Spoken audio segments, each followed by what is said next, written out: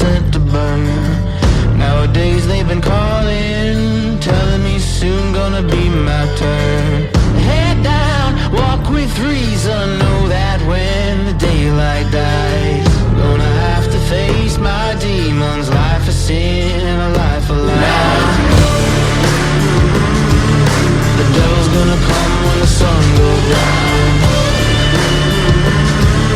The devil's gonna come when the sun goes down. The devil's gonna come when the sun goes down.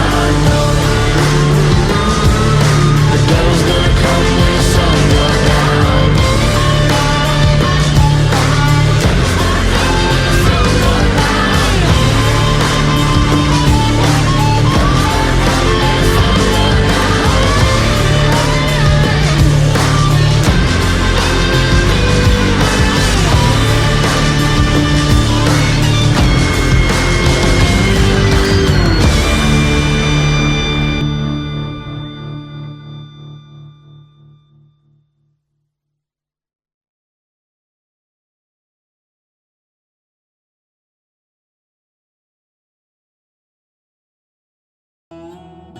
Welcome to The Descent. Who wants to do the recap? I can do it real quick. Let's get it. So last session we started being brought to the Knuckle, where we find a deranged Mad Maggie working on the hypnagogic neurocircuitry resonance array. She notices our presence and gets all excited that we brought the last of the parts. After a small chat, we hand the parts over to her. We kind of fill in Gunner a little bit about what's actually going to happen, and she's like, I need a few hours. Why don't you guys go dick around in Fort Knucklebones? We go down there, we visit the Magpies, a little heartwarming reunion between Gunner and Chuck and Clunk. War Machine almost blows up, that was fun. We go over to the Iron Fangs, check in on them, say sorry for all the stuff we got you into. They're like, all good. We go over to the Barterfinger. We go back to the Ribcage Arsenal. We get some new items. And after that, we head back up to the Knuckle after Needles makes another appearance and lets us know in his disgusting voice that Mad Maggie is ready for us. Head up there, hook up into the, I'm just gonna call it the Dream Machine this time. And then we entered into Lulu's memories, where we start to dive and see all the things that she, we're actually diving this time into her memories, not just the dreamscape. And we see her and Zariel together, and then we get thrown into the bodies of these commoners in Lady Yale's militia as they're fighting during the last stand of Idleglen. And then Zariel and Lulu comes in, saves the day. Most everyone lives except for Paris Rose dies. We cut flash forward, we get some more stuff. We see Mahadi was the one that put Lulu into the River Styx at one point. And then just before we end the session, we cut smash one more time as we're, and we also see some stuff between Lady Yale and Lanthius getting married and their first meeting. And then we cut smash into where we're now in the bodies of Crusaders during the Crusades. That is correct. So we get The Descent on screen, and then this sort of black sludge sort of descends down over the logo, and the world begins to materialize out of this black sludge around you. And it solidifies beneath your feet. You're all standing in a battlefield. You're no longer in your own bodies. You stand in the forms of seasoned warriors clad in armor worn from countless battles. A weapon rests comfortably in your hand as though you've wielded it for years. You stand among rows of trampled cabbage and burnt crops. What once was fertile farmland has become a killing field. In the distance, Idleglen burns. Flames consume the town, while smoke billows high into the sky. The surrounding fields have caught fire as well, and the blaze is spreading across the countryside. All around you is chaos. The Crusaders have met the enemy head-on. Disciplined ranks strain to hold against the ravening tide of gnolls and towering hyena-like demons. Steel clashes against claw, and men are thrown aside as hulking demons smash through shield walls, while soldiers desperately reform the line around them. Nearby, Lulu, in her mammoth form, crashes through the battlefield. Upon her back rides Zariel in her angelic form. Zariel surveys the battlefield for only a moment before raising her sword. "Lulu, hold the line!" Her wings unfurling behind her. "I'm going to get a lay of the land." With a powerful beat of her wings, Zariel launches skyward, climbing high above the battlefield. At the same moment, Lulu bellows and charges into the enemy, her tusks sweeping through a knot of gnolls as crusaders rally behind her. Within seconds, both vanish into the smoke and chaos. Then, a fresh wave of gnolls and demons turns towards you and begins to charge. So, I need everyone to roll initiative. Close over the battle map. I have to close over. Roll initiative. So we have the Cavalier, we have the Templar, we have the Archer, we have the War Mage, the War Priest, and the, what was it, just Knight? The Knight. Knight, yeah. Which one is the Knight? Is that the guy in the blue shroud, or heavy I think armor? that's me. I think that's the mage. Is in the blue yeah, shirt. that makes Yeah, sense. that is the Knight right there. That's the Knight, okay. Yeah, the Knight, the Templar, the Archer looks like the Archer, the Mage is this guy, the War Priest is this guy, and then obviously the Cavalier's on the horse. You want me to sub in for Sure. Chris for now? Sure. Makes my job easier.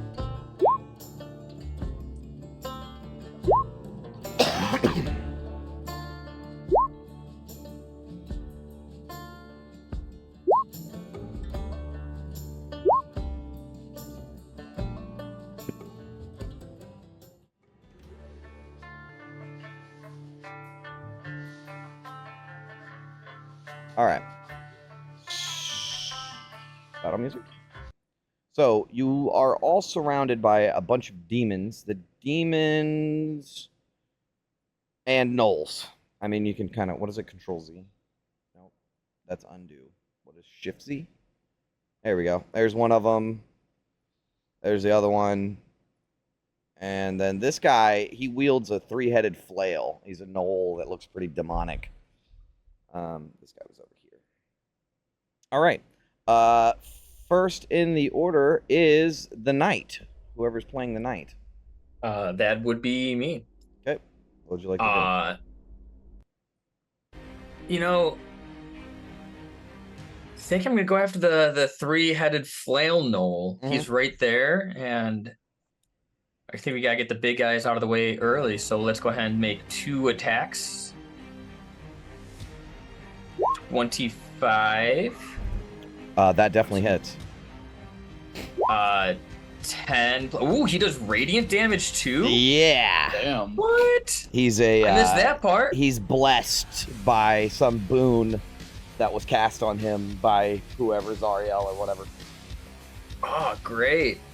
Okay, well, He takes knowing it. that, I see why not do it again. 19. Sorry, no. That hits.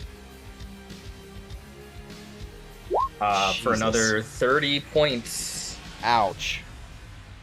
Um. That hurts this gnoll quite bad. All right. I mean, no, I'm not going to burn my action surge so early. I'll stop. That's it. All my turn. right. All right. It is now the Balgura's turn, which is this demon up here. He is going to galump forward and go after the War Mage, I think. Best hope you got shield.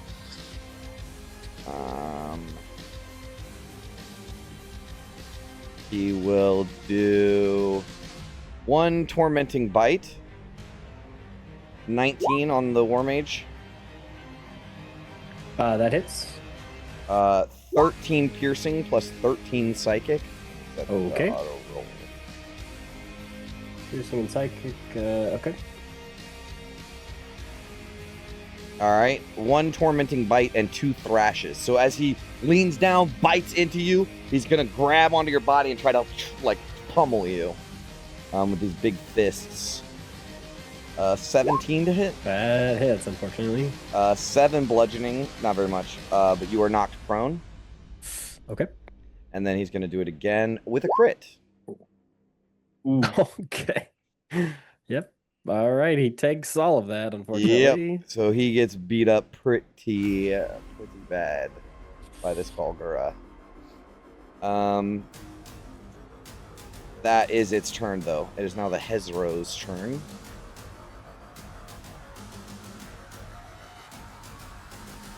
It will use its bonus action to leap to here. So it just crouches down and launches into the air. And as he's falling down, I think he's going to strike on the Cavalier.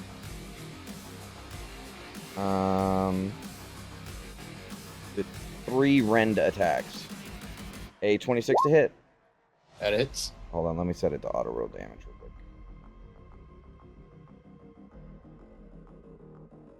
That is 5 slashing plus 9 poison.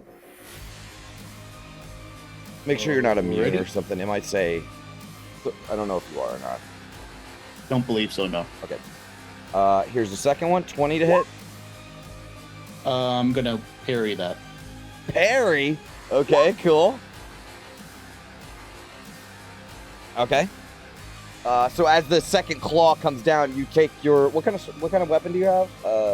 I have a lance. Okay, so you take your lance, stab through its hand as you force it off of you. And then he's going to go for the third one, a 14. That's a miss. There you go.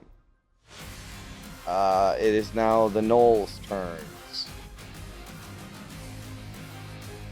All right, we'll go for the... Oh, no, he's got to stay there. We'll go over to this. Go for the War Mage.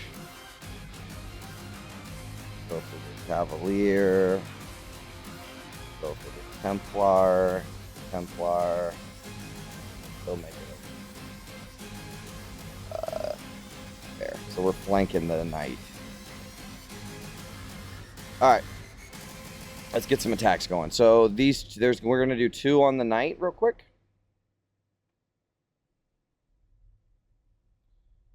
1, 2.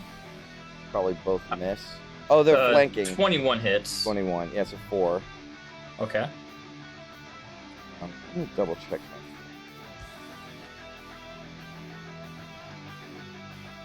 All right, so these 2 that are within 10 feet of this guy, he like yips in this deep hyena voice, and the 2 gnolls that are beside him cower in fear and then strike out at you.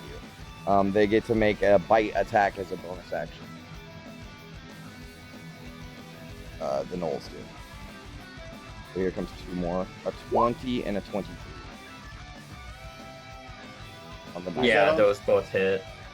I don't know the damage. I don't know if roll 20's delayed, but I don't see them. Oh, 6, 7, 8, 9. 9 total. 9 total. Okay. Yep. My internet's being weird. My zoom's like a full 2 seconds delayed right now too. You look okay on our end, I think. Mm-hmm. Maybe, I don't refresh. I'll worry about it later. Yeah. Okay. So we're gonna do the War Priest. Noel on the War Priest. Here's a spear. 21. That hits. 8 piercing. Noel on the Cavalier. 14. That's a miss. And then 2 Knolls on the Templar. 11, 12. Miss.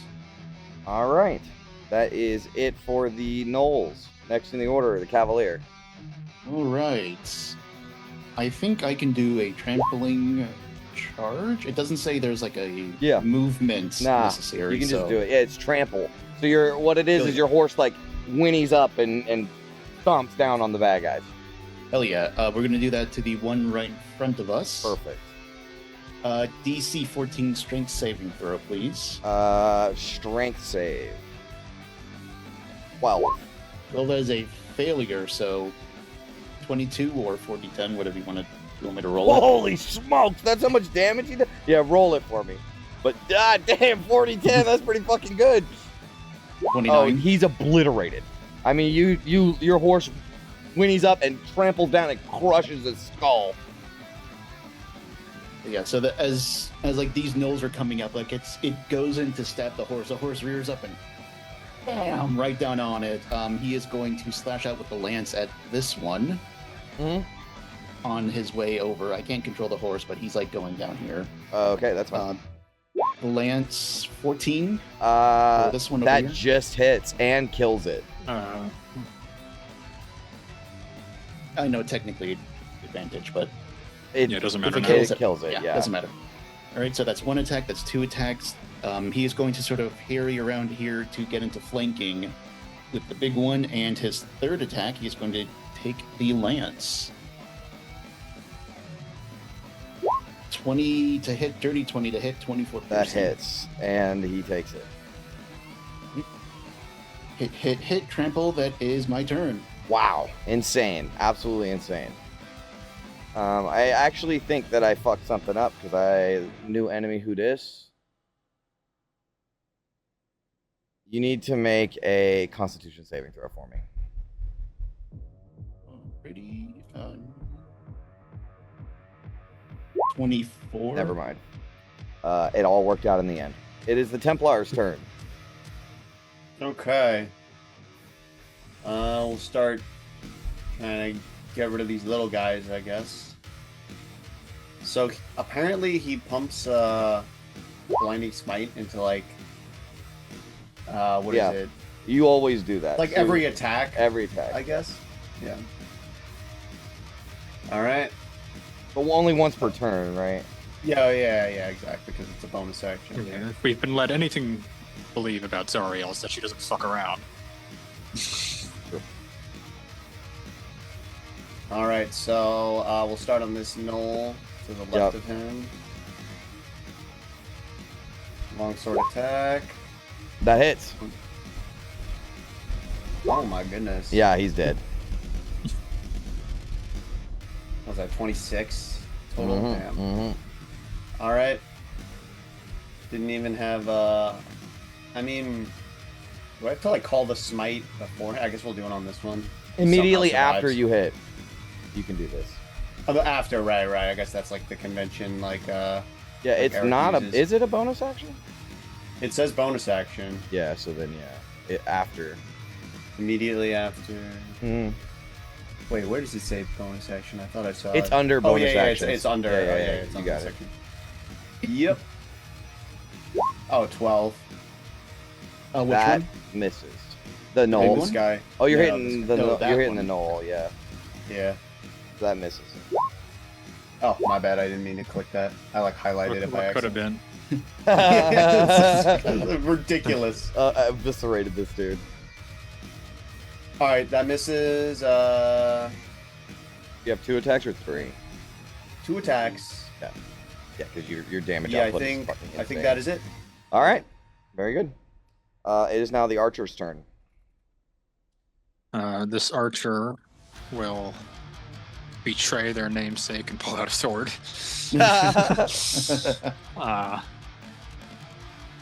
And yeah, man, it doesn't say this thing is once per turn, so let's go for it.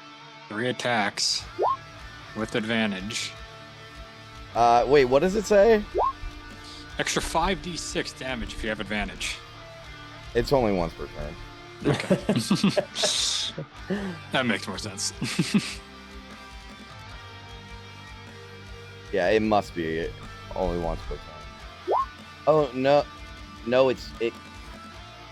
I think to keep up with damage, it's not. It's not once per turn, but you get 3 attacks. Yeah. I might have. I don't know how I did my math. I forgot. Wait, 5d6 is 17. 17 plus 13 is what? 30. Times 3 is 90. I think that's right, actually. No, I think it's only supposed to be 50 something. What is? Hold on, I'm Be like in the 60s. balancing right now. What is what is the knight? What is your damage dice? Like, what is it says this? I have 2 attacks. Yeah. The greatsword is 12 plus 14 on average. 12 plus 14. 26. And you get 2 times 2 is attacks. 50, 52. So it's supposed to be in the 50s. So I think it's 3 attacks, only one time with the Yeah. with the. That makes sense. All right. Either way, somebody's got to bail out this wizard. Yes. Okay, so the So first... 20, 19, 18. The first attack... Oh, 20, 19, 18. So they all 3 hit. Nice. All right, So so 28 on the 28, 39, 55. Total. Yeah. This thing's bloody. You've run up, start slashing out at it, and it gets bloody because its back is turned. As the black ichor sort of seeps out of it. All right, anything else?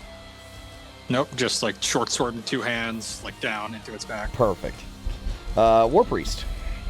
Hey man, some classics are timeless.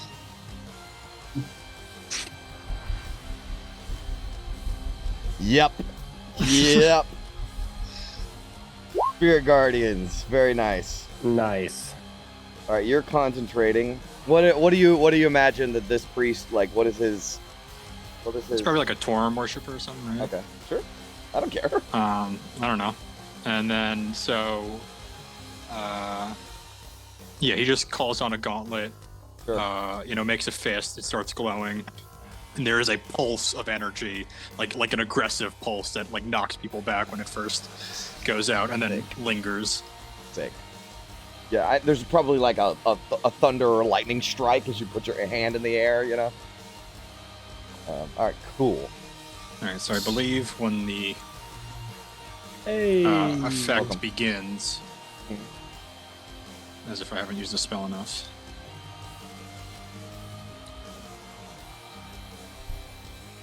Yeah, I would look on it on your sheet because I have to put. Yeah, 2014. I'm looking at the updated. Yeah, whenever the emanation enters a creature's space, or it ends its turn. So, big guy, 2 little guys, and the Flynn. What is that? Yeah. All right, what kind of save is it? Wisdom. All right, so my Balgura does not have advantage on this. He fails. Very nice. My Knolls.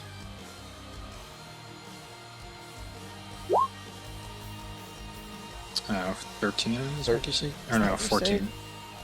Yeah, it should say it under spellcasting. It'll say what you're. Yeah, 8 plus 3 plus 3, 14. Okay. So, 1 success, 2 failures on, yeah. And then I need 1 more back. So guy, right? 13 or 6. Let me do my phone quick. Wisdom. Also a 14.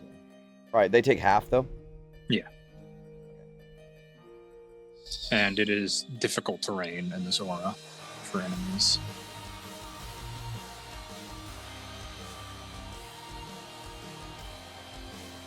Might as well do a little shuffle.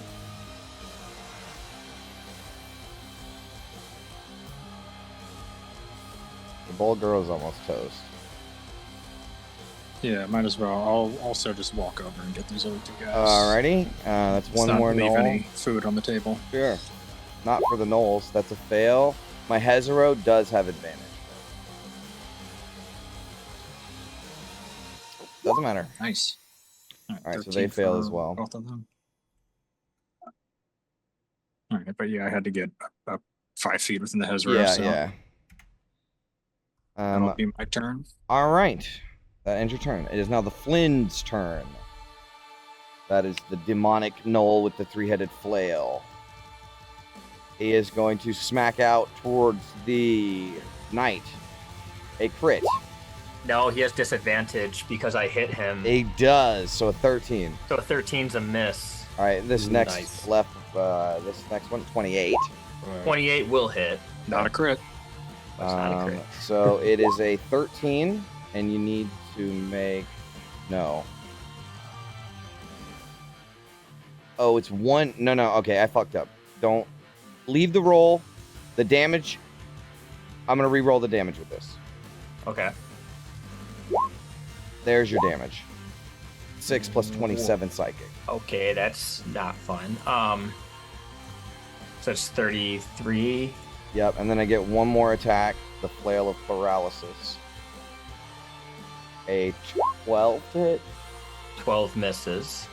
All right, that was his turn. All three of these, the heads of these flails have knoll skulls that are coated in metal, and they each glow like a different. They have like smoke coming off them, like a different color, a blue and a green and a black one or whatever. They all have different effects. Oh man, kind of wish that first one would hit me instead. All right, so that was the Flynn's turn. Next in the order is the War Mage. Okay, here we go. So he bites me, starts pummeling me. I'm on the ground. I stand up. Okay. Where's the little... Okay. I'm going to make one of my 3 arcane burst attacks. Normal. So does a 14 hit? On this guy, no, it does not. And your arcane burst is melee or range, by the way. Correct. I see that. Okay. I'm going to do it again on him. Okay. 16? That hits. Okay, because advantage. Yeah. Okay, and it is going to be... Oh, there's not a damage. Okay. No, you just click on the word arcane burst in the chat. Oh, sick. Okay, cool. 24 He's so force. dead. Okay. I will then extend a hand and hit this guy with the same thing. This, however, is at disadvantage, I believe. It says reach 5/60. No. 60, you're good. Perfect. He's within 60 feet. It's hard to make an attack that That's fine. also That's has like range. 25 That hits. for 30 force Jeez damage. Louise, that hits. That does some Okay, serious perfect. damage. He's almost bloodied. Awesome. Okay, and then I'm going to move over here to help in both of these directions. So I imagine, like, I don't know, I've got arcane power in my hands, and I'm shooting one over here, misses, shoot one over here, and shoot one over here at the same time. Hell yeah. Yeah. Awesome. That's my turn. All right, it is the knight's turn. All right, this dude clearly presented himself as a threat. Yeah. Let's great sword him. 19. That hits. To hit. All right, so again, the disadvantage thing, and he will take 13 plus 19. So that's 32 points of damage. Yep. He's bloodied. Let's do it again. 25. That hits. For 23 points of damage. He's still up, but barely. I don't want this thing hitting me again. I'm going to burn that action surge once per day Hell yeah. and do it again. 26. That hits. 22. He's dead. Nice. Not a threat anymore. He's dead. Cut his head off. Easily. Grab it as it flops off and hold it to the air as I turn and swing on a knoll with my left. Oh, that one's gonna miss. Yeah, I misses. All right. I'm still holding his head. I'm just holding it like, we got them, and that'll be my turn. Oh, yeah. So you guys will see off in the distance, Zariel can be seen circling above, and occasionally she will dive down towards some distant part of the battlefield and then swoop back up. And Lulu can be seen charging through demons as well, off not too far away from where you guys are at. Next in the order is my Hezru. It's gonna go for, oh boy, he is surrounded.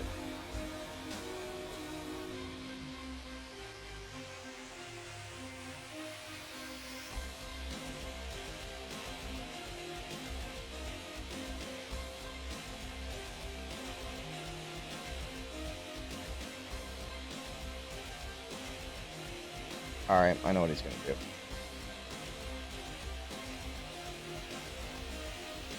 He is going to use his bonus action to leap. And when he leaps, he does not take attacks of opportunity. I think he's gonna go here. So he'll swat out at the group of you if you all kind of step back. And then he leaps up into the air and he lands behind the War Mage. And he's gonna go for the War Mage. So, one rend, a crit. I'm going to... Can I cast Shield? You can. I will do that with my protective magic. So That's now plus 5? Yeah, plus 5. So Your I'm now AC? at a 20. So he still hits me with that one. Yeah, I don't but- think that balances out for a crit, yeah. But you can cast it, yeah. Yeah, for sure. Yeah. All right, so 6, 7, 8, 9. I mean, you can do that math there. Yep. Okay. And then we're going to do another friend. A 10 Nope. and an 18. No. Wow. Okay. The last one, the shield protects you from his attacks. All right. Perfect. That ends the Hezru's turn. It is now the Knoll's turn. The 2 on the knight are going to go after him. So 20 to hit. They are flanking. Yeah, that'll hit. All right, 8 piercing. A 23 to hit Also hits. for 7. Okay. And there's one on the Templar. And 18 to hit. Miss. All right.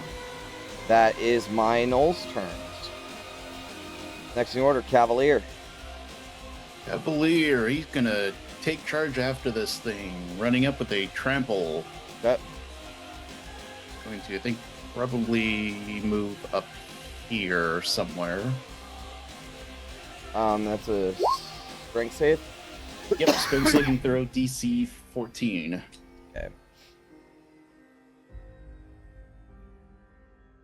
A 22. Looks like they take no damage then. Mhm. Other 2 attacks. Lance. First one. 26. That hits. 20 piercing. Ouch. 30, 20. 20 piercing. All right, he is very hurt. Right. That'll be my Definitely turn. bloodied. Okay. It is now the Templar's turn. All right, I think the Templar is going to see that the War Mage needs a little help, and he'll take the opportunity attack. Hold And on, I think 19? that misses. Okay.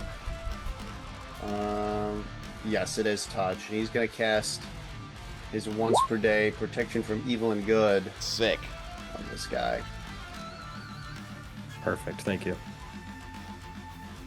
And then, what movement was that?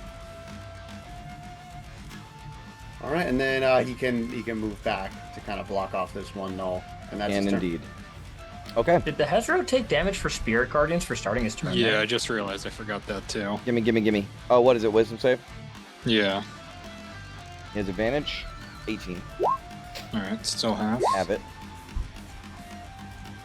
7. All right, he takes it. Okay, that was the Templar's turn. Next in the order is the Archer. Welcome back, London Rose. How's it going, guys? Sorry for that. No worries. Looks like you got it handled here. So London's grandmother is going to see that Warwick Chionthar is in trouble there. And she'll put her leg up on the slain beast and aim. Put 3 arrows into the bow and knock them all at this big bad ugly guy here. Yeah, sure. Hit. 24, 23, hit. 24. Yeah. Oh my gosh. All right. Um, This first one 30. is the damage, and then the rest are just the little ones. So, gotcha. Ooh. I Oh, got boy. it. I got it. Don't say anything. You're gonna fuck up my number. All right, he's almost dead. I mean, literally seconds away. Damn. If only London can one day grow up to be as powerful as her grandmother. That was sick. Guys, Hang you're in so there, much better than Warwick! us. For Idle Glen! Oh, my turn. Okay. It is the War Priest's turn. This is no way for an old mage to go out, so I will cast Cure Wounds. The only way I know how, at 4th level. That Perfect. is the only way you know how. All of that. On me? 21 30. plus the 9, yeah. Thank you.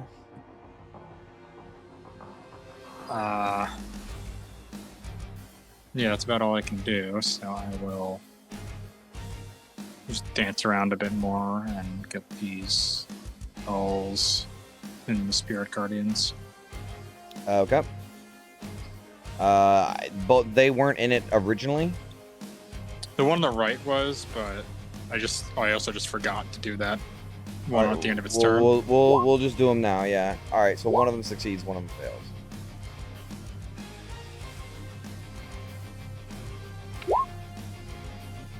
The gauntlet punches the head off of the northernmost one.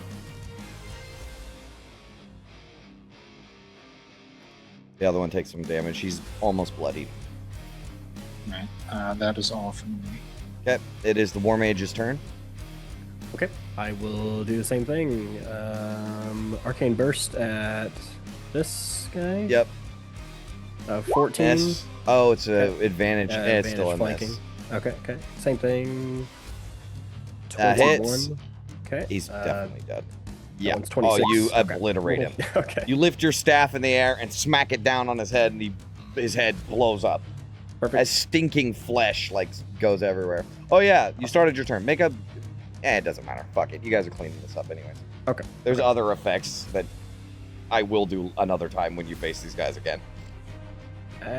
Why not? Same thing with this dude. Oh 14? my God. Wait, 14? That's Yeah, a 'cause I'm hit. flanking. That's a hit. Sorry. He seemed smart. 28 He's dead. It's okay. He's dead. That's all. That's almost all of them. There's one more. Templar. How do you want to finish off this last one? What do you want to do? How do you want to do this on this last knoll? You don't have to roll or anything. Just do whatever you want. Oh, this little null. I feel Yeah. well. I was just away, so I didn't see what happened to this like Hezro right here. This is a Hezro. This guy. Yeah. Right? Yeah. He got blasted by the War Mage. Yeah, I just picture like it like collapses from whatever killed it, like right behind the Templar, and then the Templar like looks over and then looks back to the Null, and the Null's like terrified, Right. and it goes in for like a last sweep or whatever, and then like the Templar just like literally comes down and like his sword just clanks off the armor like nothing hit him. Yeah, and the he just, spear like, slices the fucking Null in half, and you can see the radiant burns like on cauterizing the two sides of them. Absolutely. Sick. As you cleave this last knoll in twain, suddenly there is a terrible trumpet sound. The note is impossibly deep and ominous. Before its echo can fade, a voice follows. Monstrous, ancient, evil. It supernaturally booms across the battlefield in the tongue of demons. So those of you who speak Abyssal as your characters, not as these whatever people, but if you speak Abyssal, you will hear the voice say, "It is time, my children. Cast off! Cast off! Demons of Yinagu, to arms! Ride to the flag of Yale! At Yale we strike!" Every demon freezes. Then, as one, they turn. Without hesitation, the horde abandons the battle and surges back towards Idle Glen. The gnolls stop where they stand, and they convulse violently, their bones cracking, their spines arching, and they collapse to their knees as their flesh begins to split and peel away. And what remains is not a gnoll. The skin sloughs from them, revealing a grotesque, winged demon beneath. One after another, they unfurl leathery wings, leap into the air, and wheel back towards the burning town. Above it all, the monstrous voice continues to thunder across the battlefield. The same phrase again and again, driving the entire demon host toward Idle Glen with terrible purpose. To Yale! At Yale we strike! To Yale! The crops around you begin to collapse into thick sludge. It spreads rapidly, until the ichor surrounds you in every direction. It shudders and then reforms.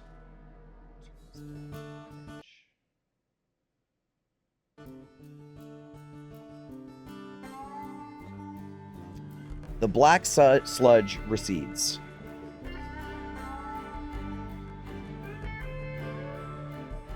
The black sludge recedes. Canvas takes shape around you. A rudimentary, makeshift command tent.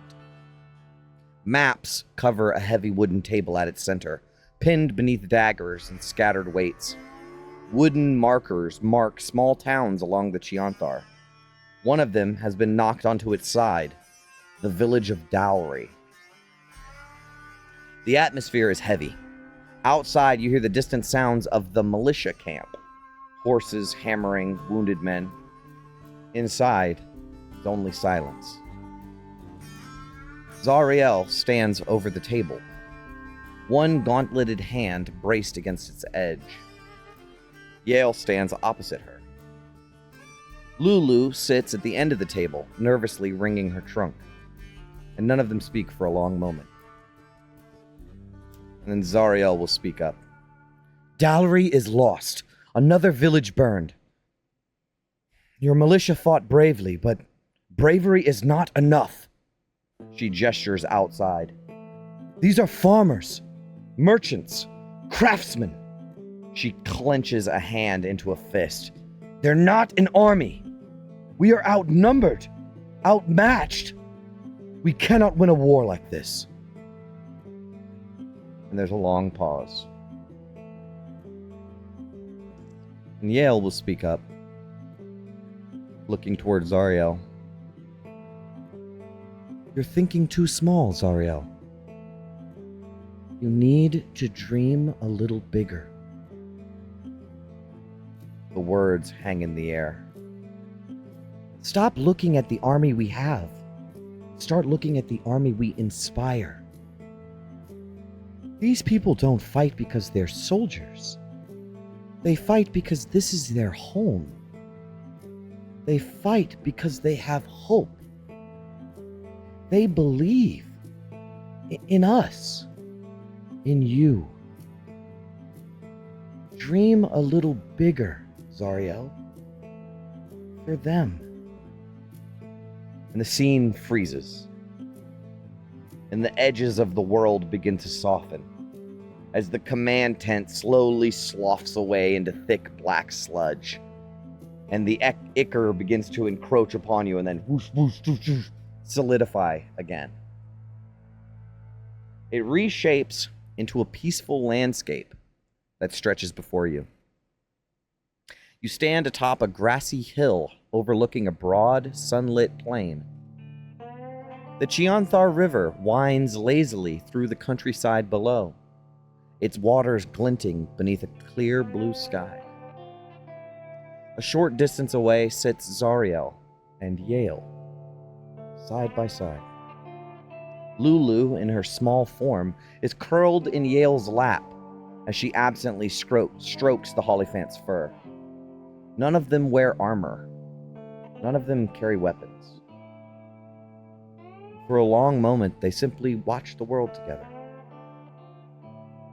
It feels as though you've arrived in the middle of a conversation. Zariel's mouth is moving. You can't quite make out what she's saying. But as you get a little closer, her words slowly come into focus.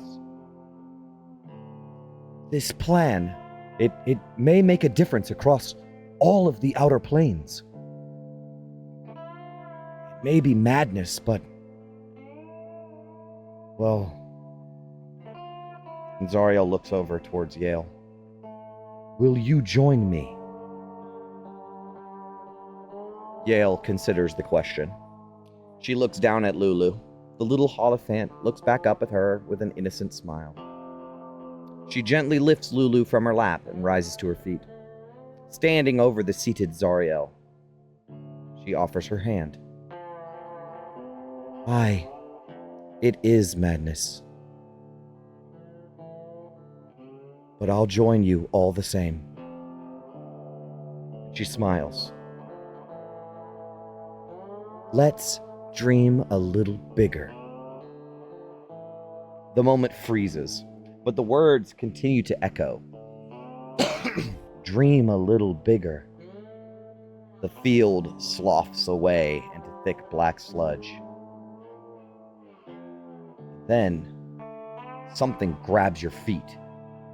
The ground gives way beneath you, and you are ripped downward through the melting memory.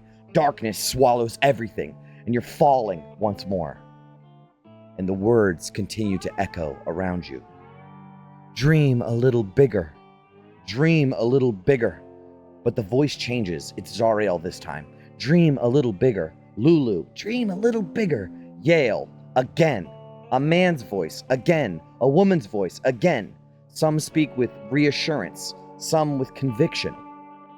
As you continue to fall through the endless void, the voices overlap until the words become a chorus. Dream a little bigger. Dream a little bigger. Dream a little bigger. You will hear a crackling and a static as Mad Maggie's voice cuts through the din. Gods blast it all! You've hit a high order resonance cascade! Powerful memory this is! It's feeding itself back through the harmonics array! Hold together, my little gearlings! I'm recalibrating the... Stop bucking, you miserable fucking machine! And there's a bang, bang, bang. And the fall ends violently. You slam into solid ground. The impact drives the breath from your lungs. And for a moment, all you can see is red sand. As you push yourselves upright, the world comes into focus. You stand upon the blasted wasteland of Avernus. The crimson sky hangs motionless overhead. A few feet away, Lulu hovers silently above the ground. She's perfectly still. Her wings are caught halfway through a flap. Her trunk hangs motionless. She looks exhausted, dazed. Every inch of her is coated in a thick, red slime that clings to her fur in long, viscous strands. And everything is frozen around you. And that's what is before you.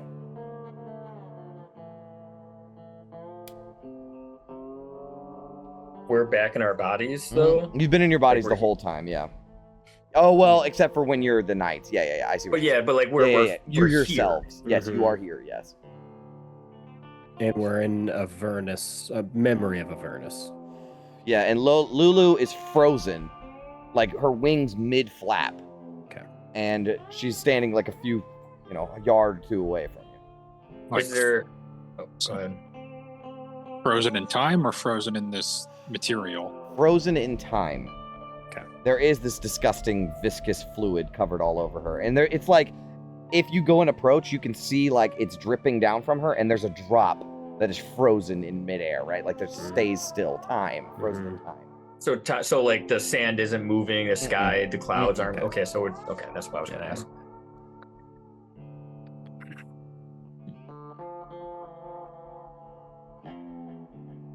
I mean, probably a long shot.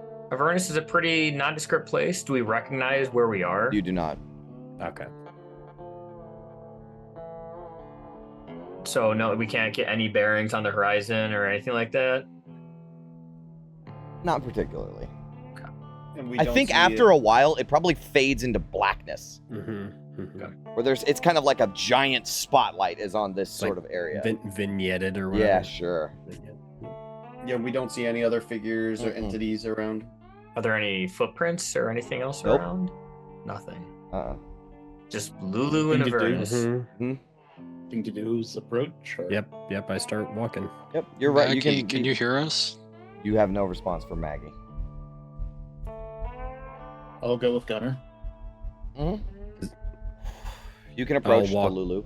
Yep, I'll walk up to Lulu and kind of touch the viscous red slime. When you touch it, and you can feel it's like congealed blood, right? And it sticks to your fingers, and as you look at it, but then you all feel a shudder, like the whole world sort of shifts and there's what I can only describe as a glitch. A violent glitch that tears through the memory. And for the briefest instant, Lulu changes. Or in an instant, Lulu changes. The slime is gone. She hovers in the same position, frozen in time. But now she's merely dirty. Dust clings to her fur, grime mats her coat. She looks worn, but otherwise unharmed.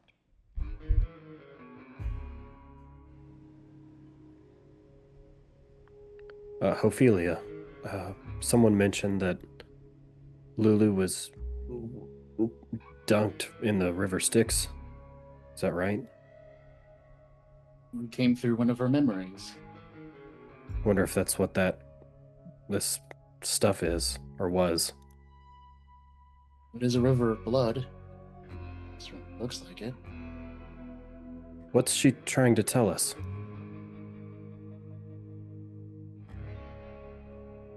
If I reach out and touch Lulu again, does the image shift? There is another shudder, another glitch, right? And now her fur is matted with blood and soot.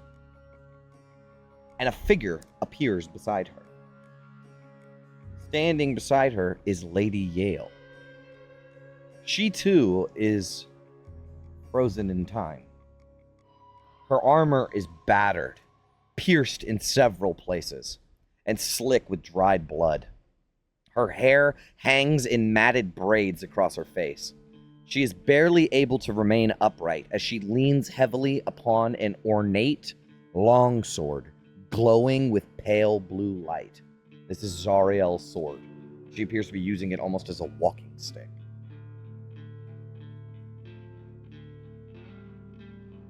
Ophelia is going to reach out to touch Lulu again. But can I cast prestidigitation to clean her? Sure, you can try, but this is sort of... Well, I'll give you this. You have the feeling it's a memory, right? So you're not entirely sure how this will affect the memory. So it's not like the black sludge where this is affecting her memory. This is the memory. This is the memory, it seems. Yeah, and I'll give you that from just casting the spell and nothing happens. That you're like, oh, okay, I imagine that's why. But when you touch her, the image flickers again, this glitch. And Yale vanishes. And where Yale stood, another figure stands beside Lulu now. It's August. He's just as motionless as the others. Lulu has changed again as well. The blood is gone. And she wears a weathered leather poncho and a broad-brimmed hat. How you usually see her.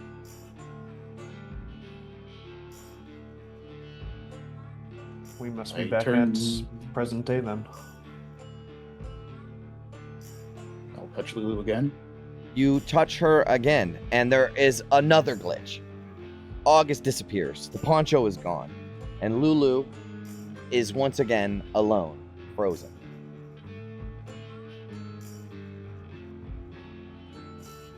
Is there anything on her this time?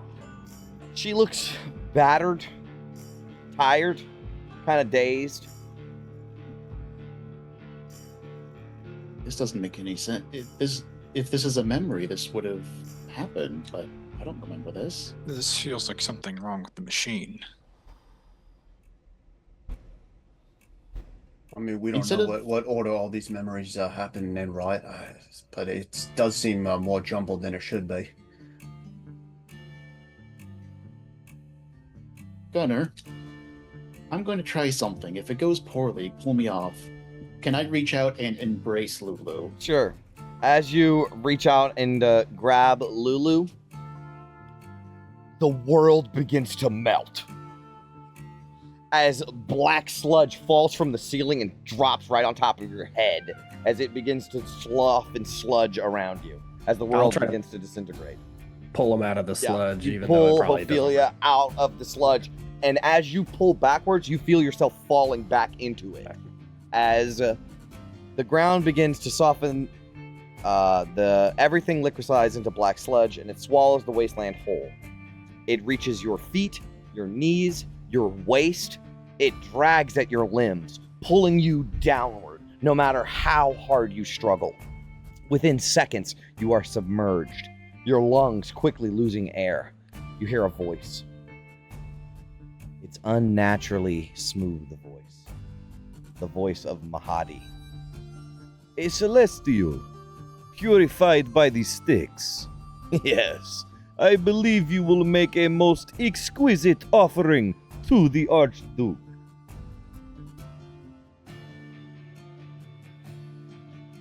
Archduke.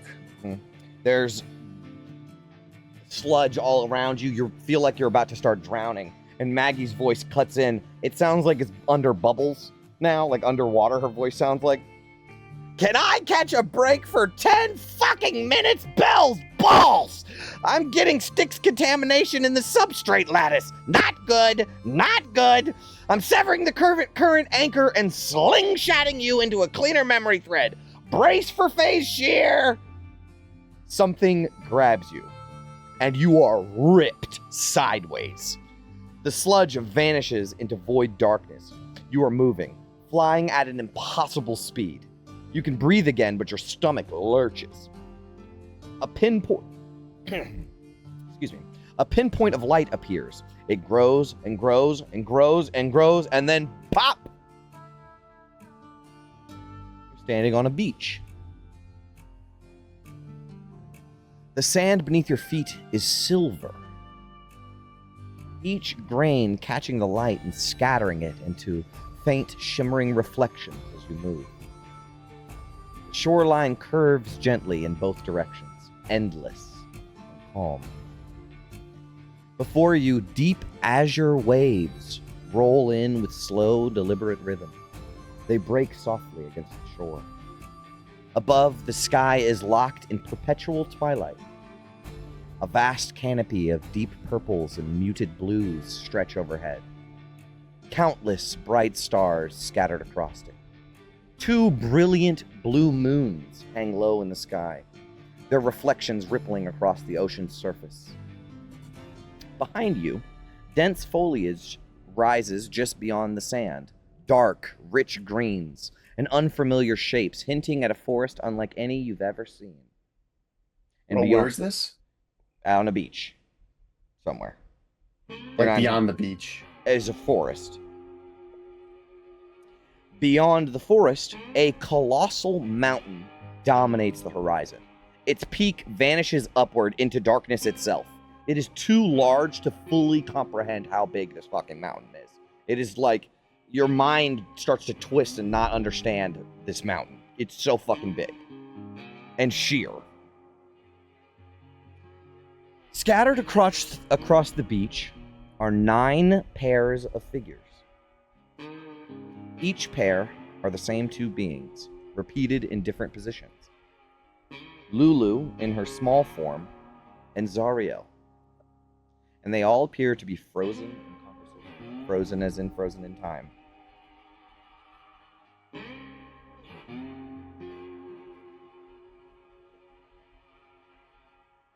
Are they all in the same pose? No. Okay. Very different poses and in very different locations as well across the beach. Like, can you explain that a little? I certainly bit can. more? I certainly can. Sorry. No, it's okay. I'm closing out a bunch of stuff so I can pull this up. This is a whole other separate thing. All right. So there are 9 sets of Lulu and Zariel. Lulu in her small form and Zariel. One of them is Zariel standing in the center of the beach, and she's staring up at the stars, and Lulu is curled at her feet. There is another one where Zariel is further down the beach, where Zariel is wading through the waves, and Lulu is floating in the water beside her. There is another one where Zariel is sitting away from where she's standing in the center of the beach. She's sitting, looking up at the stars, and Lulu is laying on her back in her lap. And this continues several different poses, several different locations on the beach. And they all look the same as far as like vibe wise. Zariel looks nice. Mm-hmm. Lulu looks like she's enjoying herself. Yes. Okay. And I will allow a nature or history or religion check from those of you that are decent at that.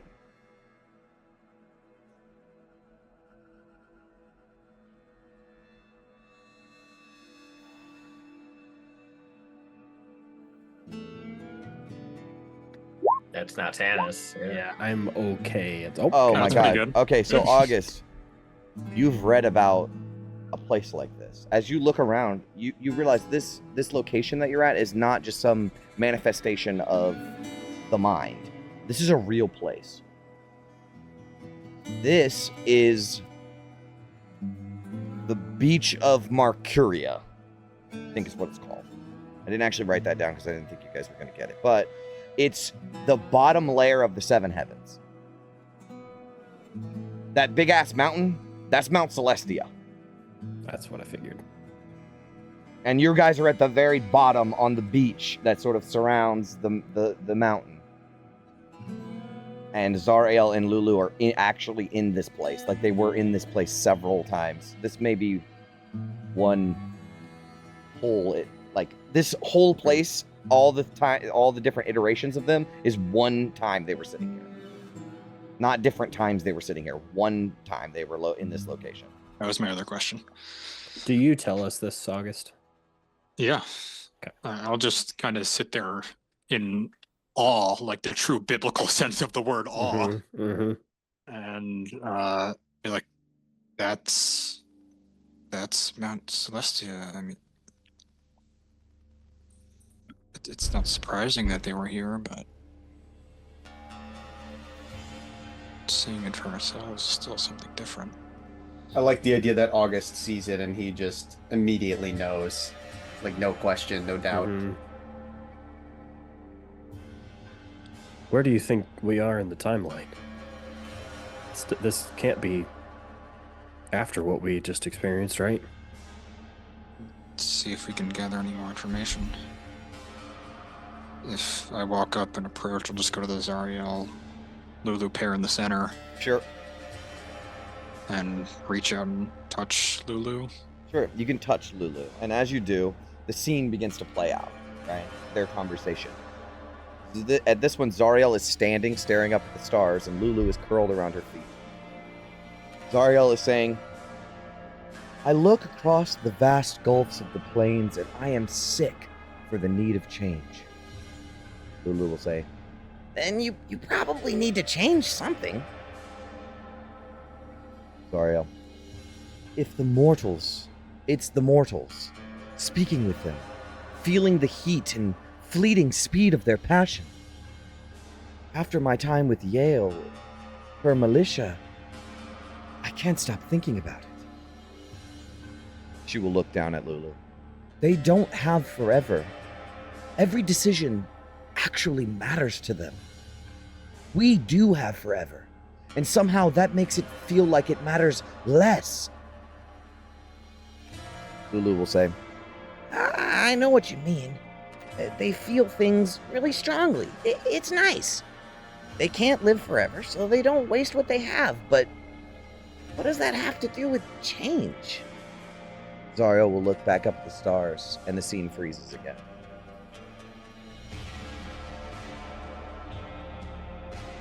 I'll walk over to the scene where she's playing in the water. Sure. Lulu's in the water. Yeah. And I'll touch Lulu. Yep. Zariel is waving through the waves. Oh, and Lulu is floating beside her, but as you approach, you can see that Lulu looks very concerned. Like on her, like she's laying down, but she's looking up at Zariel like, are you sure? Okay. Like confused. Like there's this very hard expression on her face. Okay. And as you touch Lulu, she begins to speak. Okay, but what happens when the infinite forces of the abyss come crashing down on us? And Zariel looks down at Lulu. Then we fight! And she laughs. And it's like, this is one of the first times you've ever heard Zariel laugh. It's kind of disconcerting knowing everything that's going on with Zariel, that she's laughing. Then we fight. But no, once we establish a beachhead, others will flock to our cause. I'm not the only disaffected angel.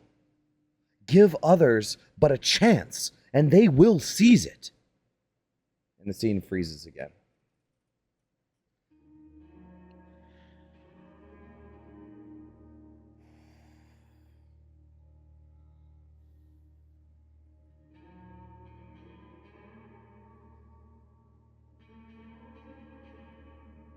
feel like we just got to gather all the information from all the different ones. So just, I guess, go to the first. Tannis will walk over to the first one. Sure. And just get the idea that we're just seeing the things play out. Yes. Because there's no way that you're getting them in order, because there's no way to know where they are, right? I imagine they're like scattered. They're Yes, just in, they like, a are big circle scattered, or something. Yep. But there is a chance we're getting them in order. There is a chance. So the next one you go to is Zariel is sitting looking up at the stars, and Lulu is laying on her back in Zariel's lap. When you touch Lulu, Lulu will sit up very quickly and like flutter up into the air, and that startles you a bit, like as you step back. And Lulu will say, "This is insane, Zariel." And she shakes her head and lays back down, like collapses back down. "Upset the balance? The powers of heaven? You're certainly following Yale's mantra. Your dream is absolutely ginormous." Zariel, sort of pensively, "Perhaps." She'll look down at Lulu. "But will you dream it with me?" There's a long pause as Lulu kind of furrows her brow. She looks up at Zariel with resolve. "Forever." And the scene freezes. I'm just going to quick fire them unless you guys want to talk between. Is that cool? I think we might just need to wait until we get all of them to talk. The next one is Zariel and Lulu sitting in the shallows, and they're facing each other. And Zariel's head is in her hands, half contemplative, half disappointed. When you touch Lulu, her eyes widen. "Wait, you already have an army!" There is a pause and a moment of confusion from Zariel. "You mean Yale?" "Yeah, Yale and her militia." Zariel will say, "That's not an army. They're farmers. People just trying to survive. They're not soldiers for a demon war." But you helped them, right? They pushed back a demon lord. They won. You always say mortals can do more than everyone expects. Zariel looks away, thinking. Scene freezes. The next one is Zariel and Lulu sitting on a log near the edge of the beach. Lulu starts this one. "The other angels aren't going to be happy about having their hands forced." Zariel will look over with a smirk on her face. "Then we must keep it a secret, huh?" Lulu will say, "As long as we're able to, I guess." The next one is Zariel is standing looking out across the water, and Lulu is lying in the sand beside her. Zariel starts this one. "It will not just be an army. It will be a crusade." "A crusade? I like the sound of that." "If this is going to work, we cannot rely on what we have already. We need to find more." "You would need the most courageous mortals across all the plains." "Exactly. The ones who would stand in the fire, even knowing they would burn. And we will bring them together. That's how we win." It freezes again. The next one is Zariel is hovering this one's the most dramatic out of all of them you've seen. Zariel is hovering a few feet off the ground. Her wings are spread wide. She's laughing. Lulu is looking up at her. Her arms are like outstretched. When you touch Lulu, the scene starts. "They have made a difference," Zariel is saying. "Lulu, they have made a difference. And perhaps that is the key. From eternity, nothing can change. But if the mortals are given a chance..." Lulu looks up. "What sort of chance?" Zariel lands again. "To fight! To take up swords and say that their destiny is their own. That they are no longer children. That they will no longer stand idly by while gods and godlings waste eternity." The scene freezes. The second to last one. is Zariel is sketching something in the sand with her finger. Zariel hovers in the air, looking down over her shoulder. As you touch Lulu, Lulu will say, "But, to what end?" Zariel will, not looking up at Lulu, continue looking at her drawing. "To disrupt the balance. Demons versus devils. Heaven versus hell. The great wheel is a trap, Lulu. It turns, but it never ends. We break the wheel." Lulu will say, But how?" Zariel points at her drawing. "The blood war. The powers of heaven refuse to intervene. They refuse to break the cycle, endlessly consuming mortal souls. But if we create a second front," she draws a circle in the sand, "a beachhead. If we upset the balance, that might be all it takes." Scene freezes. And the last one is Zariel sits quietly on the edge of the shore.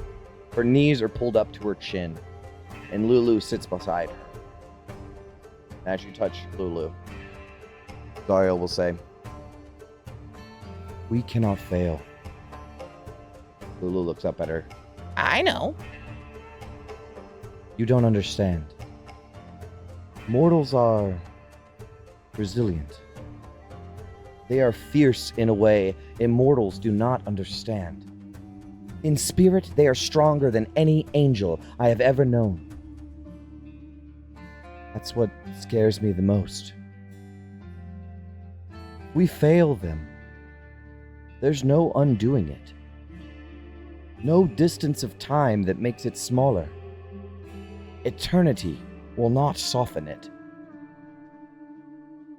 It would stay with me forever.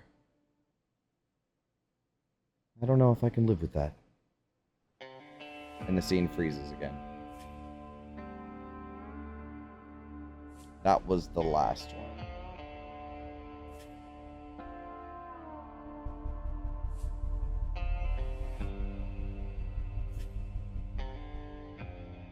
Seems at one point Zariel had a lot of hope for the lot of us.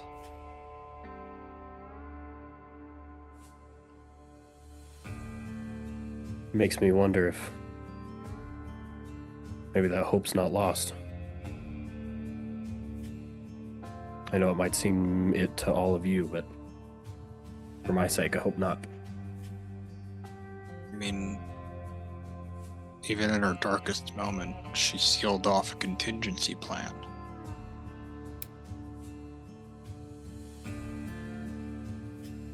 So, I think Gunner's right. Seems to have a lot of conviction, at least in this time. Maybe a bit too much. What changed? Last time we saw her talking to Yale, she was writing off the militia as farmers and not an army, and then she decides to go and use them as a beachhead. I don't know what that is, but... The frozen scene beside you flickers and plays again. And then another further up the beach begins to play simultaneously. And then another. And then another. And then they repeat. And they repeat. Flicker, repeat, flicker. Overlapping, misaligned. Maggie. "You rat fucking bastard! It's going self-referential. I'm skipping. I'm force skipping. I'm out of here. If you vomit psychically, that's perfectly normal." Reality is yanked sideways. The beach collapses into a streak of silver and blue that stretches into impossible lines. You're moving again, being dragged at a brutal, unrelenting speed through the fabric of memory. Then suddenly, you're solid again. It's night. A town. Idle Glen.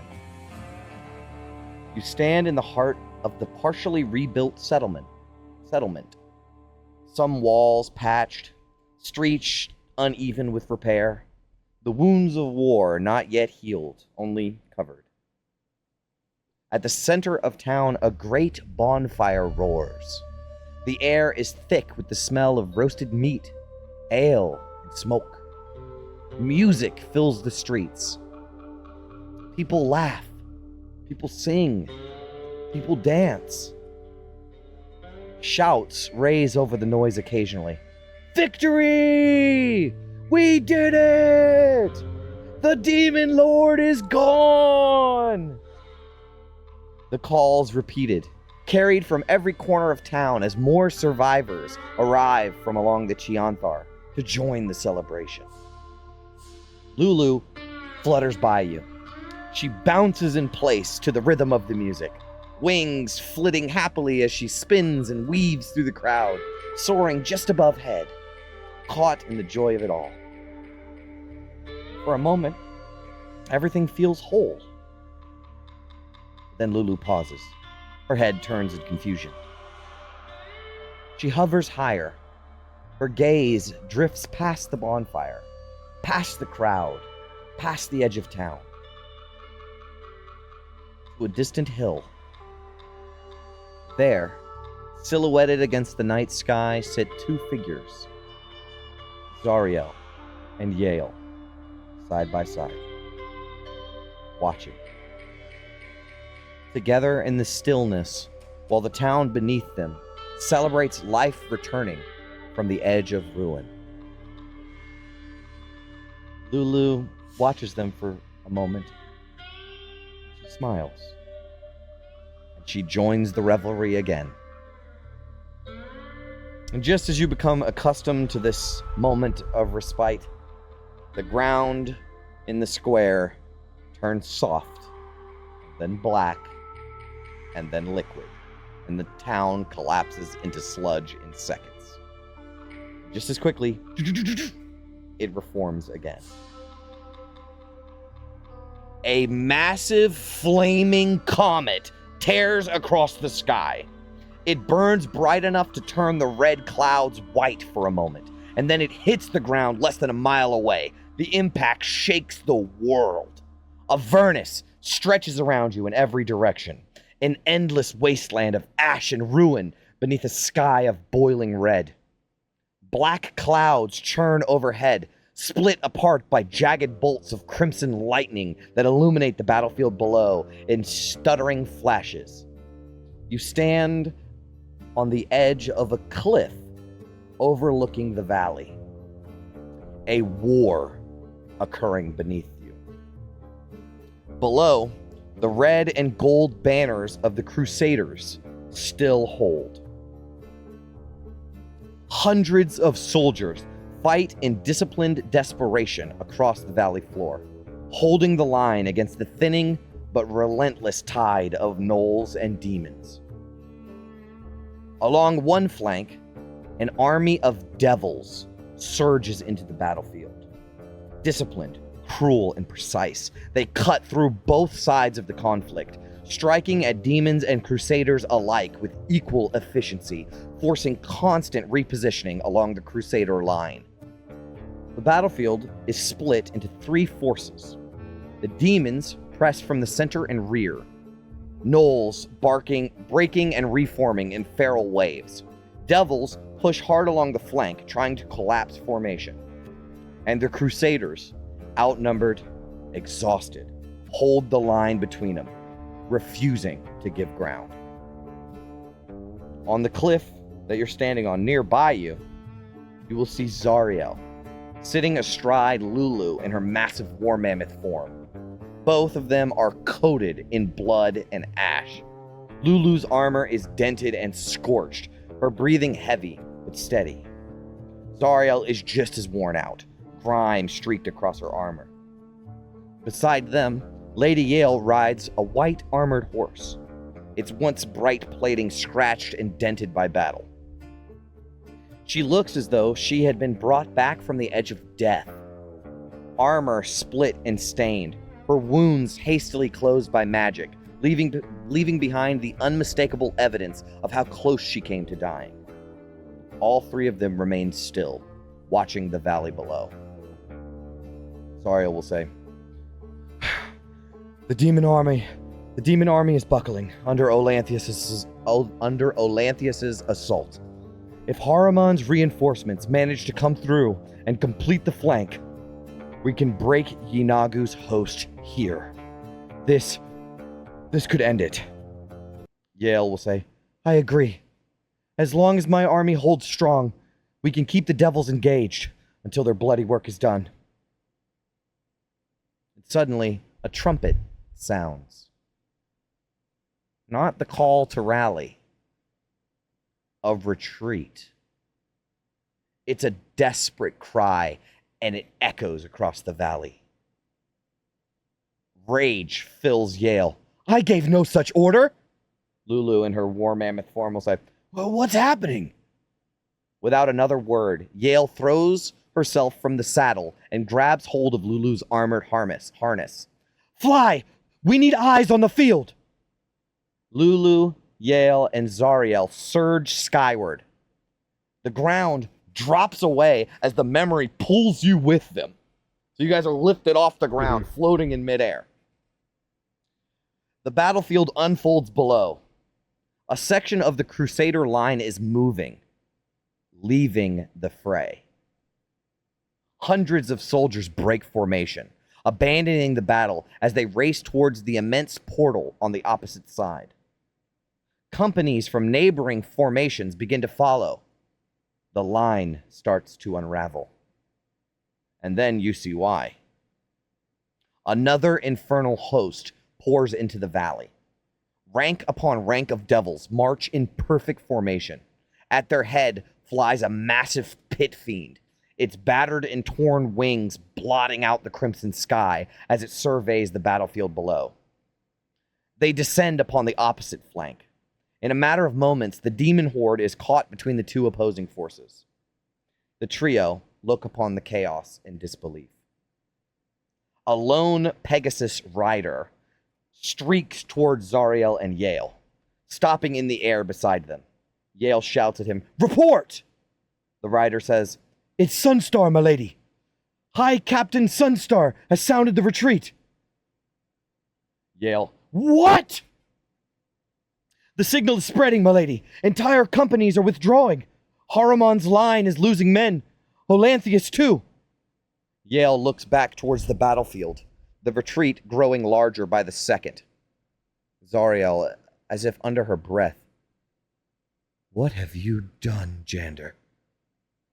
And I need everybody to make an insight check, please.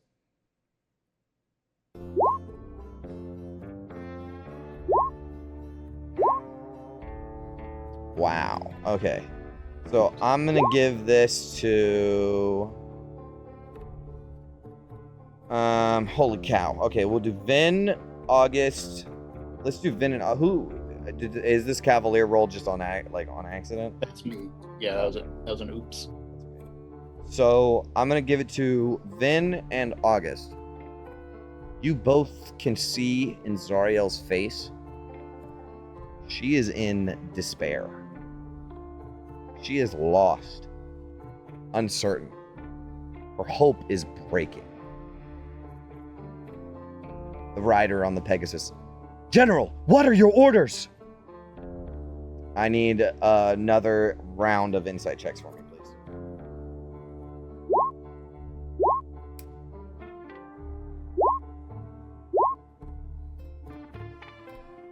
Okay, we'll give it to... Gunner, Tanis, and August. You guys will see that Yale sees Zariel's despair, and for a moment, she feels it too. She too is losing hope. But then a steely strength enters her eyes. She turns towards the rider. Send a messenger. Order Jander to turn back. Then rally the rest of the reserve. We're going to charge the second Devil Army. We have to keep them off Haruman's back.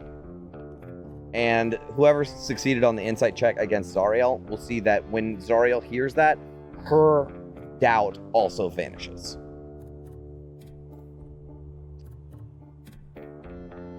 Zariel will say, that pit fiend is commanding the advance. If he reaches our lines, they'll shatter. I'll keep him occupied. Finish this, Yale. And the two share one last look before Yale lets go of Lulu and plummets towards the waiting armies below. Zariel will say, come on, old friend. If that devil seeks to break our army, he'll have to break me first. Suddenly, there is a metallic rattling noise that begins to echo. Rattle, rattle, rattle, rattle, like something inside the machine is loose and clanking on the inside. And Mad Maggie will say, Zoe! The mnemonic rotor is resonating with something. Some powerful memories. Hang on, I need to shift her into gear. As there's some mechanical clanking going on in the background, you will all see Zariel's eyes drift down to the portal where Jander Sunstar and the Crusaders are fleeing back to the material plane. They aren't turning back. And then the portal snaps shut. Zariel looks up and charges. Mad Maggie screams, I've got it! And there's a screeching sound of metal on metal as you begin to plummet out of the sky. The ground rushes up towards you, closer and closer, and then everything stops. You're standing. You stand upon the blasted wastes of Avernus. Short distance away, Lulu and Lady Yale press onward. Lulu is once again in her smaller form. Yale is barely standing. She leans heavily on Zariel's radiant sword. The memory lurches as you're pulled forward. Another stretch of wasteland. Another day. You see the pair as they catch your eye as they scramble between some towering rocks. You will see in the distance 3 hyena-faced winged demons circle overhead. Their screeches echo across the wastes as they search below. The memory lurches again. A pack of demonic gnolls crest a distant ridge, sniffing the air. Lulu grabs Yale's arm and the two disappear into a narrow ravine. Another lurch. A band of large hyena demons tear through the ruins of an ancient fortress, ripping stones apart as they search for signs of the fugitives. Another shift. Yale stumbles, almost stumbling into the group of you, collapsing to one knee. Lulu catches her before she falls completely, glancing fearfully towards the distant shriek of hyena laughter. The memory lurches again, always walking, always hiding. It lurches again and again and again. They are being hunted by demons all across Avernus. And in the midst of you guys being pulled through this series of encounters, Mad Maggie will say, this isn't it! God damn it all! Hold on, sweetlings! There's another smash, and you are once again pulled at an alarming speed to a different memory. You find yourself standing atop a cliff overlooking a battlefield. You were just here 2 seconds ago. You will see Zariel riding Lulu in her mammoth form above you. Zariel's voice raises above the din. Come on, old friend. If that devil seeks to break our army, he'll have to break me first. Maggie says, damn it, too far! There is a glitch. And Zariel's words repeat. Come on, old friend. Glitch. Come on, old friend. Glitch. Come on, old friend. Turn, you maggot-munching bastard, turn! The sound of screeching of metal on metal. There we go. Slam! The battlefield melts away, and the memory reshapes itself. Find yourself in the Avernian wasteland. Lulu flutters nearby. She appears dazed, exhausted, disoriented, lost. Her wings flutter unevenly. She tries to continue flying. She shudders, falls. She hits the ground hard, does not rise. Time passes. You can see a figure in the distance, too far make out clearly. Just a shape against the blood-red sky. It walks towards her.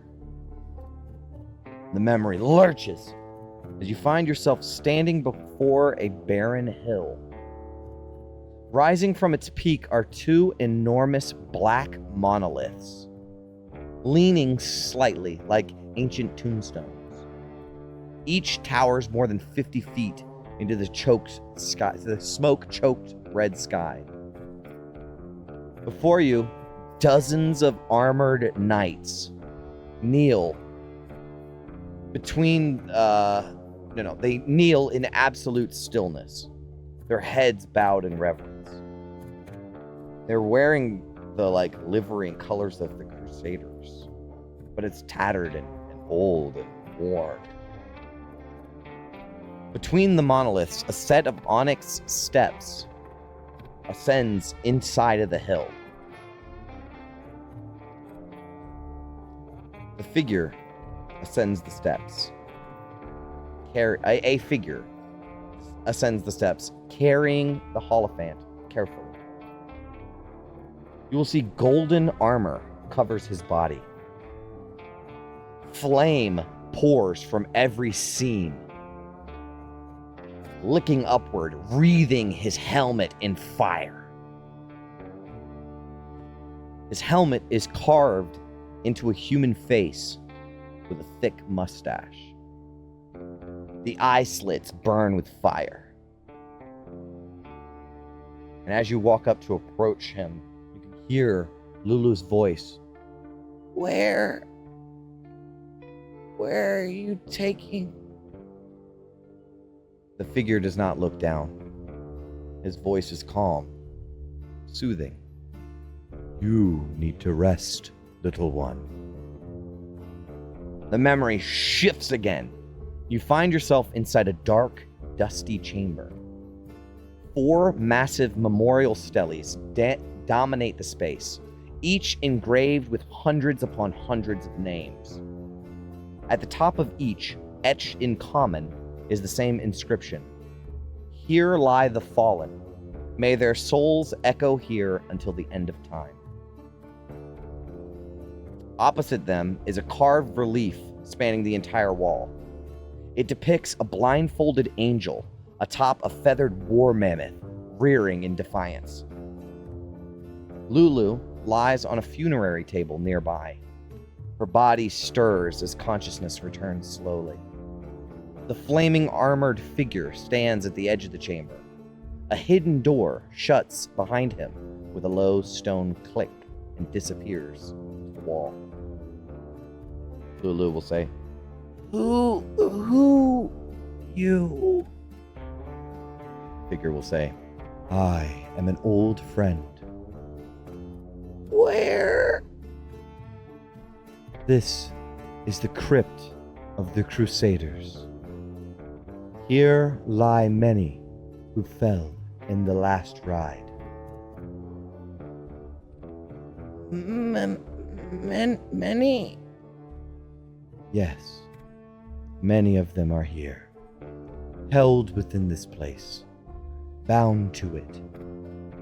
Their names are written, their memory preserved, but they are not at peace. Lulu tries to lift her head and fails. Her wings twitch weakly. Lulu will say, I don't like... Then you will hear a scream that echoes throughout the entire chamber. It's like 100 voices screaming all at once. The figure will look around, sort of nervous. You are not safe here. Not like this. When you are strong enough to fly, you must leave this place. Find peace, Lulu. You have been through so much already. And you suddenly feel yourselves yanked out of place as the world flashes before you. In an instant, you are surrounded by utter darkness. The sensation is not falling so much as being hurled. Light flickers somewhere below, fast approaching. The ground rushes up to meet you. And there's no time to brace yourself as the world slams into you. You raise your head from the dust. You see the red wastes of Avernus stretch endlessly around you. Ahead, Lady Yale leans heavily against Lulu's massive war mammoth form. Both are filthy beyond recognition. Their armor is scarred, their bodies utterly exhausted. Zariel's radiant sword stands planted beside Yale, supporting as much of her weight as Lulu does. On every horizon is movement. A sea of demons. Thousands spread across the wasteland, slowly tightening the circle around them. They're still distant, far enough away for one final conversation. Then the earth begins to tremble. A colossal shape bursts through the dust. It crawls across the wasteland with horrifying speed, larger than any creature any of you have ever seen. Its body is so immense that the blowing ash and dust obscures much of it, revealing only glimpses of monstrous limbs, jagged armor-like hide, and the head that rises above the dust like the bow of a warship. This thing is the size of a fucking warship. It's coming for them. And Yale watches it approach. She will turn towards Lulu. It's over. There's nowhere left to run. Lulu's ears fold back. There has to be something we can do. A smile curls across Yale's face. I think there is. She looks into Lulu's eyes. Do you trust me? Lulu says, to the very end, Yale. Yale grips the sword with both hands and raises it overhead. Brilliant divine light erupts from the blade. A pillar of radiance tears into the crimson sky, a beacon visible for miles. Yale's voice carries across the wasteland. To all the gods of the seven heavens, I plead for your aid. In the name of Zariel, Solar of Celestia. In the name of Yale of Idleglen. In the name of the mortal souls who have died in this noble cause, I beg a boon to fulfill the final wish of a dying angel. I beg you not to forsake the greatest and most daring of your warriors. Lulu rears back on her hind legs and raises her trunk and trumpets. It is impossibly loud, yet gentle. You feel celestial power pouring from her, joining in Yale's plea, carrying it beyond Avernus itself. And there's silence for a brief moment. And then something answers. Not words, a presence. It rides back upon Lulu's call. Yale's eyes widen. Torm. A tear runs through the grime on her face. Thank you. She lowers the sword, turns it point first towards the earth, and drives it into the rock. The explosion of light throws you guys backwards. You can barely see, you can barely hear. The wind roars around you. Lulu screams, Yale, no! There is a shift in the air. You can feel it. Sacrifice. Yale's very life pouring into the miracle that she has asked to be wrought. The gale tears at your clothes and whips at your hair, and the light grows brighter and brighter still. And Yale looks up one final time. She smiles at Lulu. Peacefully. She says, "All that's left now is the dream." The demons charge. The divine light burns them to ash as they throw themselves forward. Still they come. Even the colossal demon refuses to slow. The radiance swells, brighter and brighter and brighter, and then the light begins to gather. It condenses into a single point where the sword pierced the stone, and a deafening crack splits the air. Great slabs of black rock are heaved upward as something impossibly vast forces its way from beneath the surface. Towering alabaster white walls erupt skyward in an explosion of dust and radiant light. Massive buttresses unfold from the earth. Marble towers spear into the crimson sky. Enormous gates of silver and gold rise from the rock, each etched with celestial script that glows like molten sunlight. The shockwave hurls demons through the air. The towering monster is blasted backwards. And standing where only barren stone had been moments before is a colossal alabaster fortress. For one impossible moment, a piece of heaven stands in Avernus. Then the ground shudders. A deep, wet sound echoes from beneath your feet. The earth begins to bubble and swell. Cracks split open the ground around the fortress, oozing thick blood that hisses where it touches the radiant walls. A monstrous mass of raw flesh erupts from beneath the fortress. It grows with horrifying speed, wrapping around the alabaster walls like a living disease.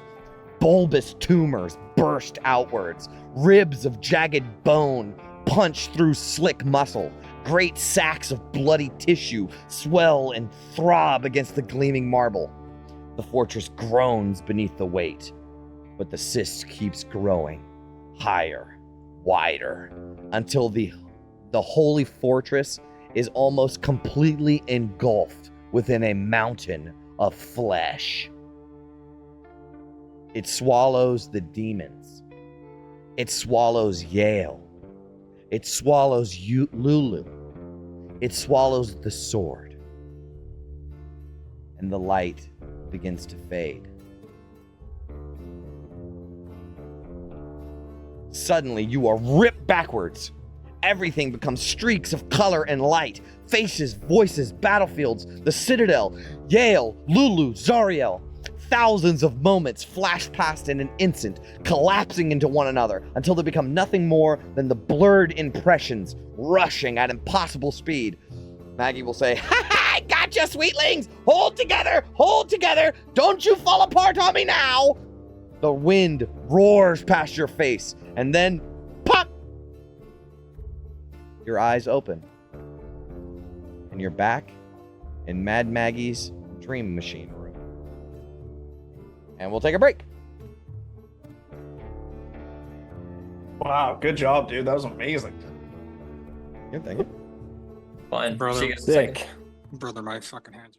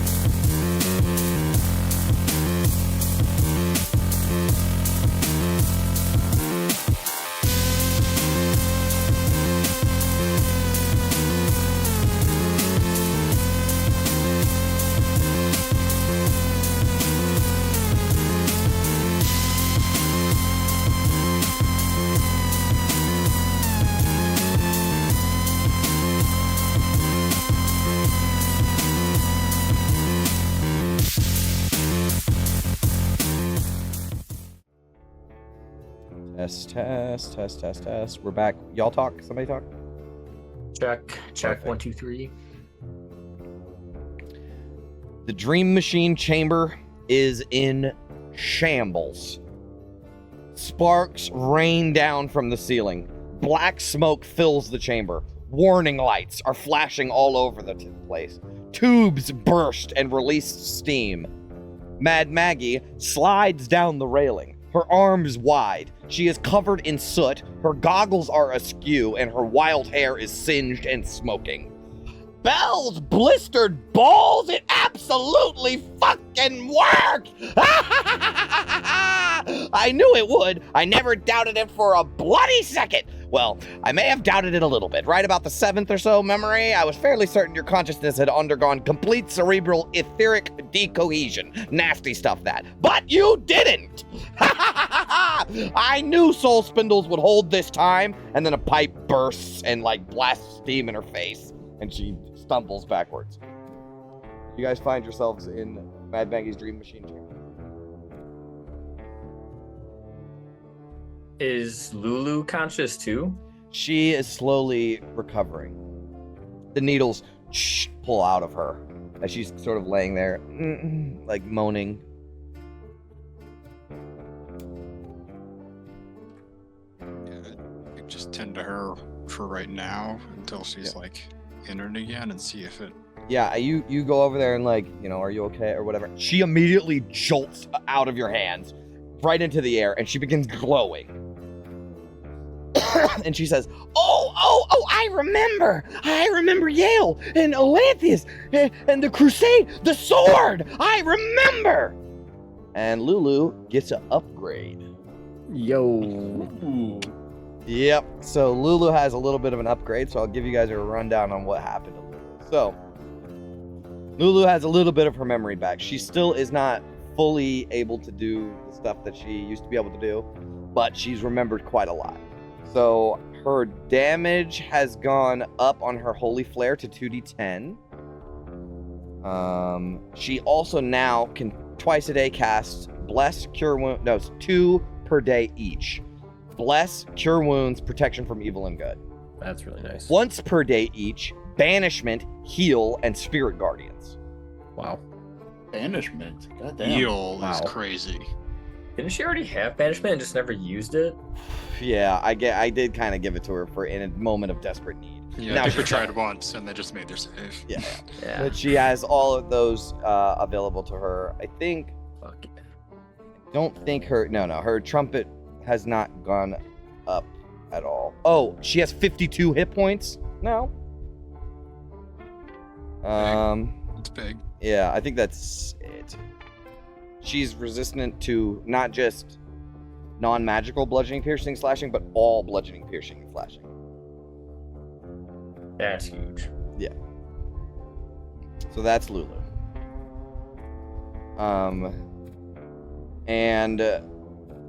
She has damage resistances too now, apparently. Yeah, I wrote it down. Spellcasting, HP increased, Holy Flare damage increased, and then damage resistances. That's what she has. She has resistant... Oh, that's the bludgeoning, piercing, slashing. I did say that. She doesn't remember everything. There's still more she can't remember. And she will say, I remember so much. Not everything, but I know where we have to go, I think.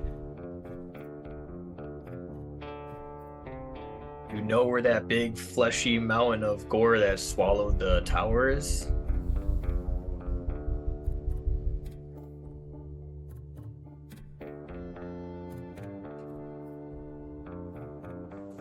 Would we have seen anything similar to that on our way down from Elturel? No. So I will... That's it.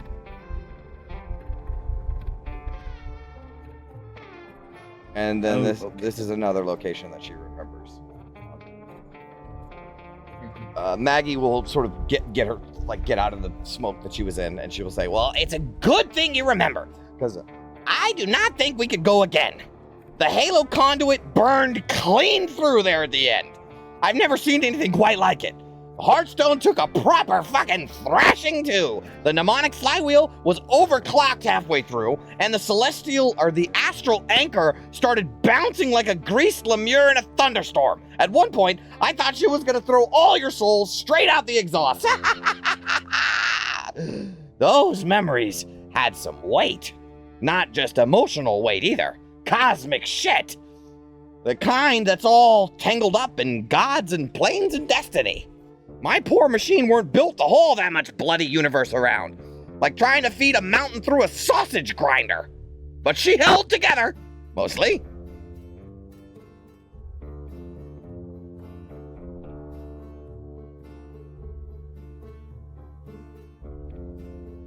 Well, thank you, Maggie. Not really sure what else to say. She's jumping up and down, like celebrating that this is like the most success. Her machine's toast.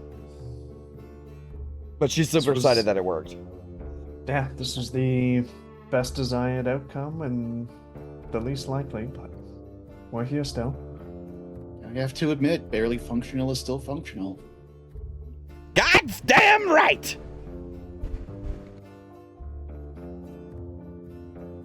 It feels like my head has 3 people in it. Okay. I don't think we can go out today, but can we please talk about what we saw? Just... do we even see the same things? I mean, the crusade, the recall, everything about that. What's relevant and what isn't? I mean, we know where to go now, but God damn it, how do we parse out what we need? I think it's all relevant. My takeaway was just that Zariel. She seemed like she really wanted to help us mortals, for lack of a better term, but... Yeah, big help she's been. Not only did so many of those Crusaders die, but I don't know after that. I don't know what happened to her, how she became Archdevil, but now even more innocent mortals have died, including Gats. What was it all for? So many of those Crusaders died, no thanks to Janda, who left for the portal. How many of them survived because of Jander? Is a noble suicide better than going back to their families? Pretty sure they're all impaled over at Craven Hill right now, so we can go and ask them.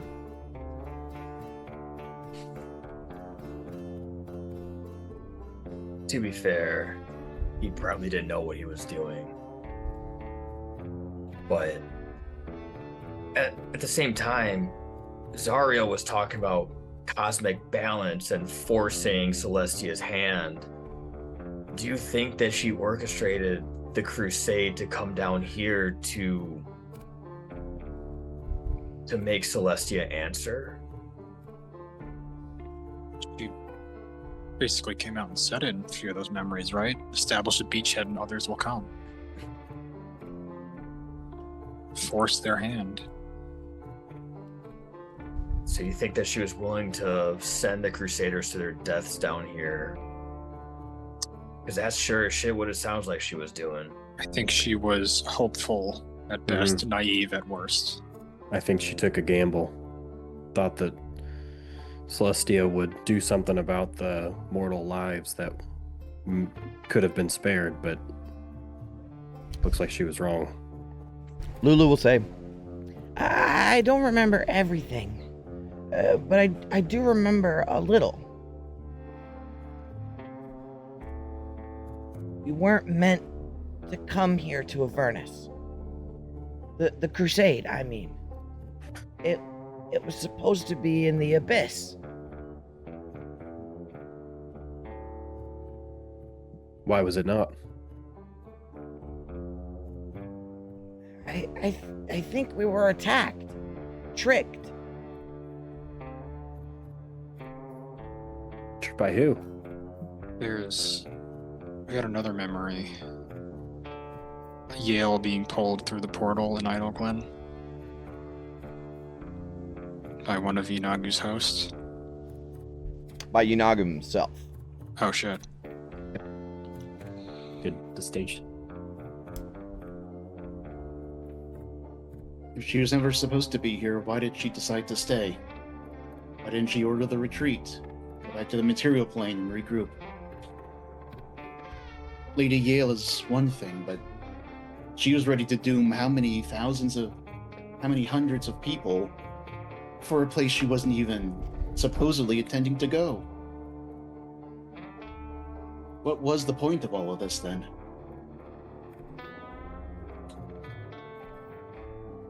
You think that could have been a gambit? I mean, we know that Zariel and Lady Yale were conspiring for something to dream bigger. And if it went wrong, it was going to go horribly wrong, and perhaps it did. Maybe that was intended for her to be kidnapped by Yunagu the whole time, thinking that Yunagu would bring her back to the Abyss, but he brought her here instead. You know, for all of her flaws, the impression I've gotten of Zariel is not that she is manipulative or cunning, or she seems very straightforward. Yeah, passionate. In those memories, I didn't see any ill intent in what she was doing. Maybe she was naive, but I didn't think that she was doing it for some grander purpose. At least I didn't see it. I'm more inclined to believe she thought this would actually work than this was a long con. I thought she would see success with the Crusaders, and then Celeste would see that and be like, oh, well, we have to join in now. So yeah, there is a certain extent to it, I feel, of her holding those people hostage. I find it hard to believe that somebody who could force others to pay such a sacrifice is necessarily the good one here. Her intention's fine. Maybe she did. But intentions and actions are two different things. Your impact on the world is what you actually do in it, not what you intend to do. And we know what she has done is damn hundreds of people, drag down cities, and continue this blood war for apparently her own gain. Is she fighting for us, or is she fighting for her own little slice of this hellish pie at this point? Can't deny the reason in those words. I believe it. Maybe you're right, August. Maybe she, at one point, was better. But that doesn't mean that that's who she is now. People can change. Her spark is gone, and even if she gets it back, what she's done here, it can't be erased just by feeling bad. She's guilty of everything she has done here. She has chosen to do this. Or at least part of her did. So Yale is guilty as well. She was the one that she was the one that encouraged Zariel on that cliffside. You saw it too, didn't you? I did. And would you And damn to say she was Lulu too? negligent, he's guilty of negligence at the very least. We don't have the whole story. But if she is some part of what happened here, of staying here, trying to take the hells, instead of letting those people live, why isn't she guilty? There's a difference between foolishness and evil.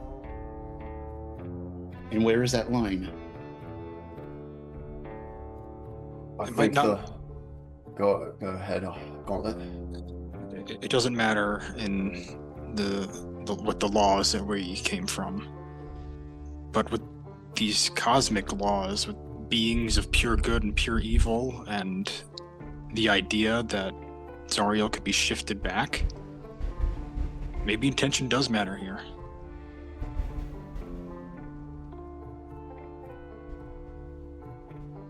Maybe, but all I can say is the ultimately meaningless bloodshed. The people of Elturel being sunken down. Although I'm still wondering what Elturel was all about. I mean, what's the ploy? Souls for her war. The only reason I ask is why she would target Elturel, a place that she seemed to hold respect for. She still held respect for those that were fallen in the battle. That's why she made the crypt that they're laid to, and the traitors are impaled on a hill. So why go back after Elturel?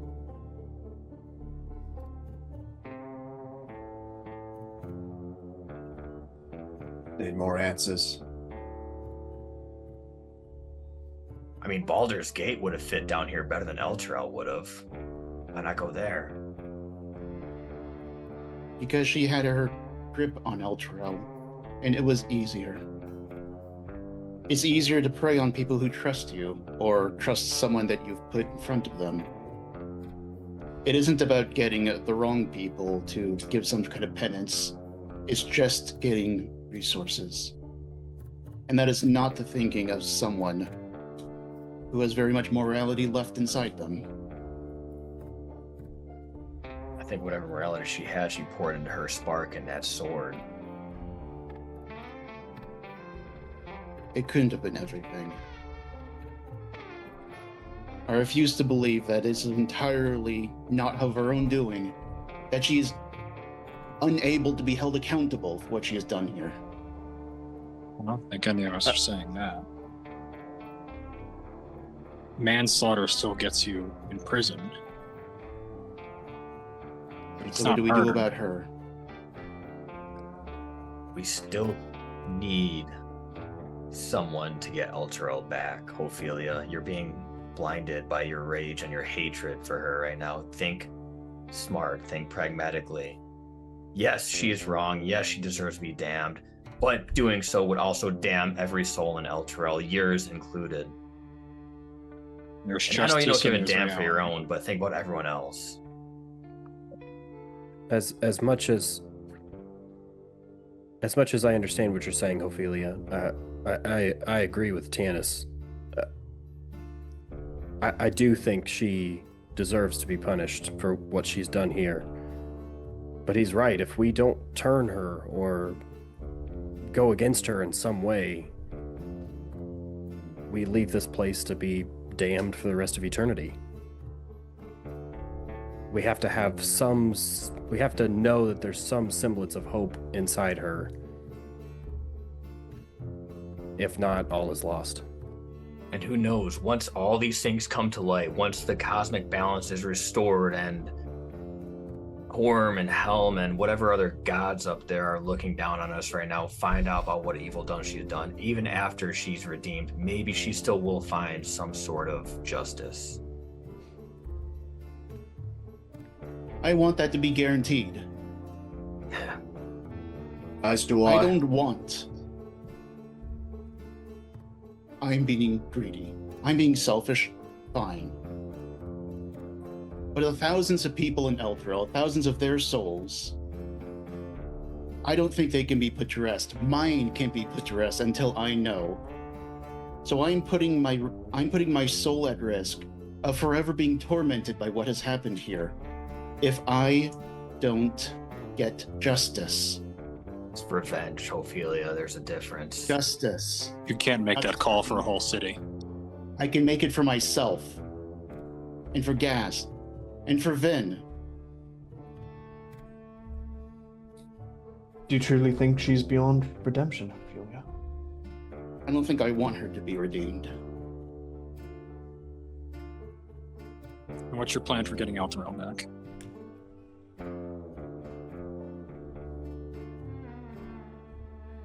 Make a I deal don't with know. Bell? Well, Give listen, Zariel her spark back and drown her in the fucking sticks. I don't know. well, think I just about don't it. want her- I mean, if redemption doesn't work somehow, if we can't go along with this plan, what then? Baldur's Gate is next. Maybe we can free Elturel then, but we have to stop Zariel somehow. I'm not saying we shouldn't have a backup plan. All I'm saying is, if we go in swinging, we know what's going to happen. If we go in thinking that she can be redeemed, and I know you don't want that, Ophelia, but it's the best course of action, I think. If we go in with that first, and if it doesn't work, then fine, we find some way to kill her. If that's even possible. No small task there, Gunner. But I think we should start. Can we at least come to a compromise? Fine. We'll work on getting the spark back to Zariel and try and convince her to raise Elturel. But can we just keep it in mind? If there's an option to keep her from going back to Mount Celestia and living the rest of her lives out on that beach, if we just find a way to not have that happen, or convince her to hold herself accountable in a way that is appropriate. I think we can make a deal right now. Between all of us. You will hear Lulu whimpering. She's trying to stifle it. She's crying. She's kind of hiding behind August while sort of facing away from Ophelia. I don't want to be forgotten about, not again. That's my piece. Let's go.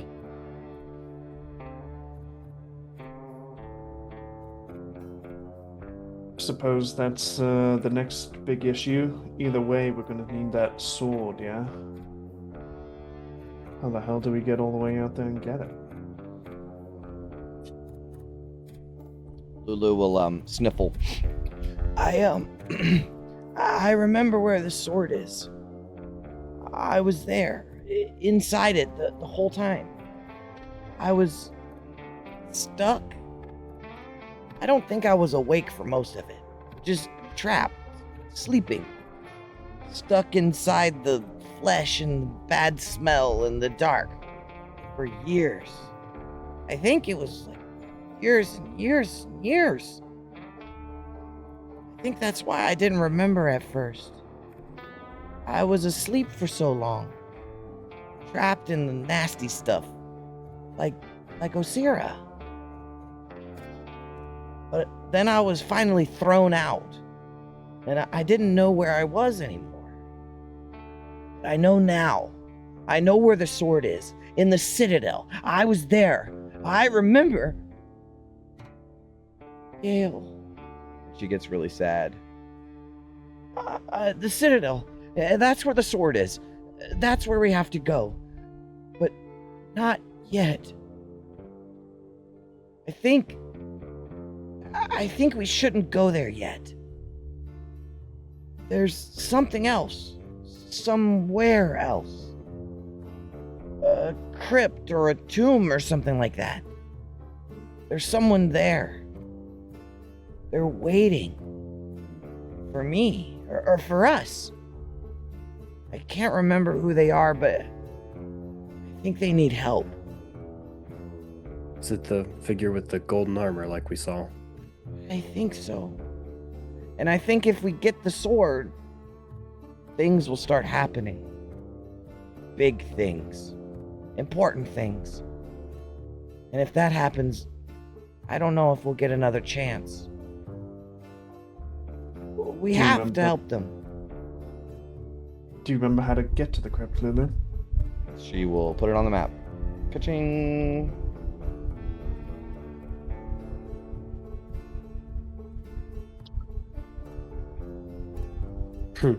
Don't know if you guys have noticed, but it's across the sticks again.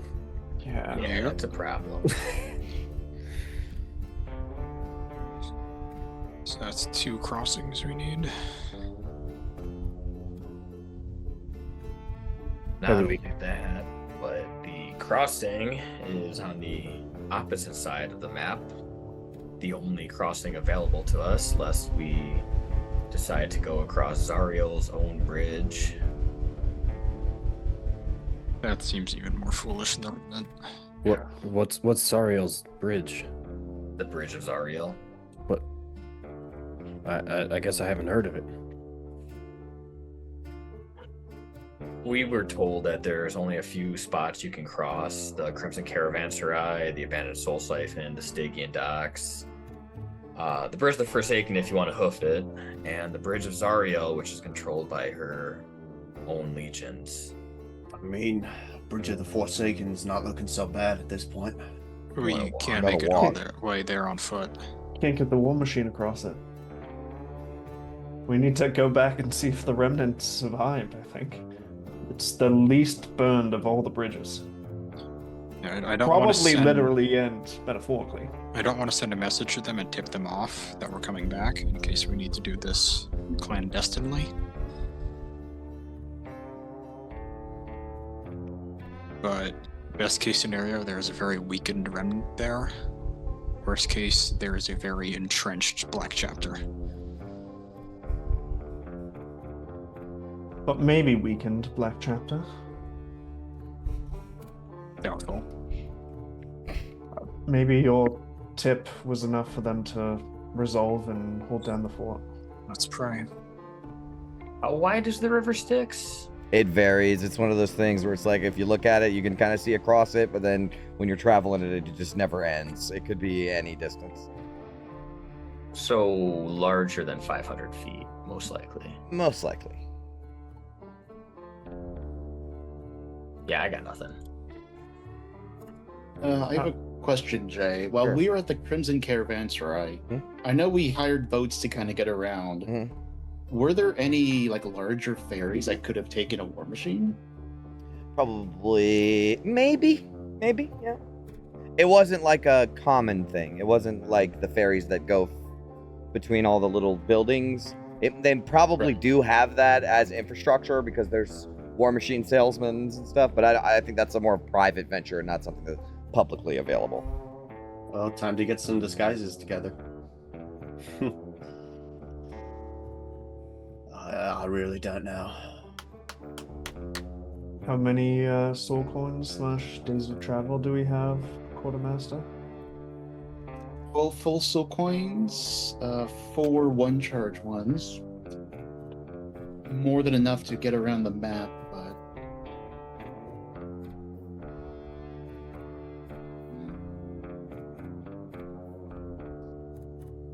Each soul coin is 9 hexes. Oh, okay. Probably fine.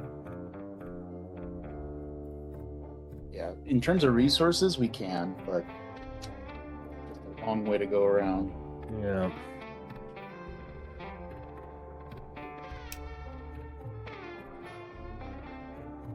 And do we think a dragon could carry a war machine across this thing? How big's a dragon? Like maybe, I don't know, an adult red dragon? Maybe. It'd be awful heavy. Across the Isn't river, there, yes. some apostle of Tiamat hanging out in a tower somewhere up there with 2 adult red dragons? They're adult dragons, yeah. Ready to make a deal already, Tannis? No, I wasn't talking about a deal. I mean, I was just thinking maybe we, hey, I'm just spitballing ideas here because the other ideas are all shit too, okay, Vin?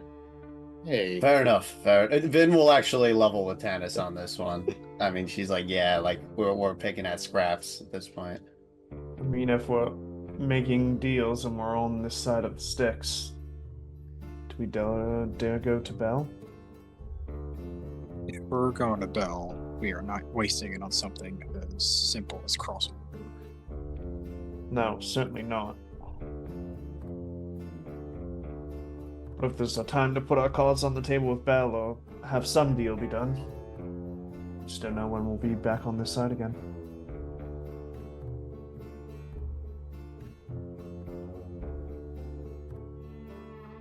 London kind of like gingerly rolls the vial that his dream keeper gave him in his pocket. He may well know of us already. I don't want to guarantee that. Just think we should keep all our options open.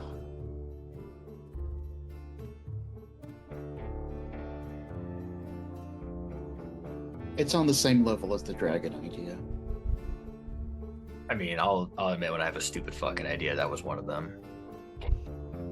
Hear that, Tannis? My idea was no stupider than yours.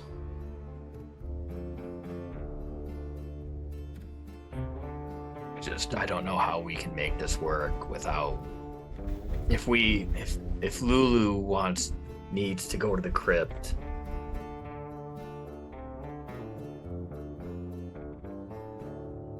We have that. The choice we have is the soul siphon. We have that invisibility matrix for the war machine, right? How long is that lasting? Like a turn. Wow. So I have that on my mall, and it is a turn for me. Oh yeah, so it might be more or less time. Does it not say what it does on the war machine in the part? It might say it. Magic item. Oh, See, not I'll look trade at the machine, war actual. machine. Vehicles becomes invisible until the war machine. It becomes invisible until the start of your next turn. Yeah, I Go can see it, around. yeah. Or around him. And I have 3 charges of that, so. Oh. Okay, spitballing here. If you're willing to give that up, Ophelia, is there a way we could supercharge it and like tinker with it so that we can get it to last a little bit longer, but it will burn out? Ooh. She looks, presumably Mad Maggie's somewhere around here, just being Mad Maggie. Yep. She can say that idea is potentially possible. Okay, all right. So it'll be toast afterwards, though. Yeah. Yeah. Okay. Yeah. Then yes. Yeah, so we want to make it fair. She can do anything if it's toast afterwards. She can make anything blow up, but yeah. It'll do the job It very can do well. anything once. One time, yeah. Kind of her specialty. Were you still thinking the soul siphon with this? we Through could the make soul it. siphon? We could make it past whatever's there, regardless of whether it's the Black Chapter or Mr. Smiles. I mean, assuming there's absolutely nothing in the way, and we have a silent spell or something going. I mean, at that point, would that work for the Crimson Caravanserais? Considerably closer. Both are extremely crowded, I was gonna say, well-guarded places. it's gotta be a complete clear shot.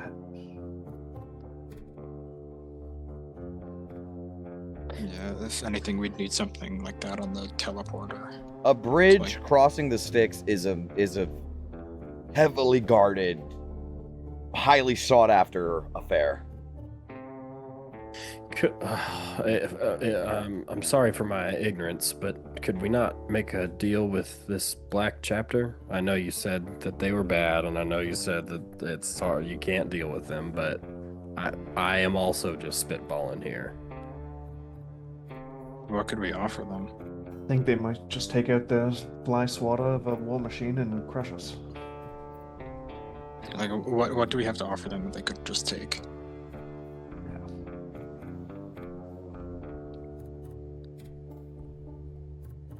I'm not saying it's it's off the table, but I will add that I don't know if you guys know this. You might have heard through rumors or your encounters with, but Bitter Breath cannot make deals. He has been cursed where he cannot make deals. So him and his whole people can't make deals. The group on the other side are Yugoloths. The Black Chapter are Yugoloths. They're not devils, so they don't really care about souls. So just like, oh, I'll offer my soul for a deal, right? That's something that Bell would be interested in, but neither the Black Chapter nor the Remnant are interested in that. That's why they need the soul siphon, right? When we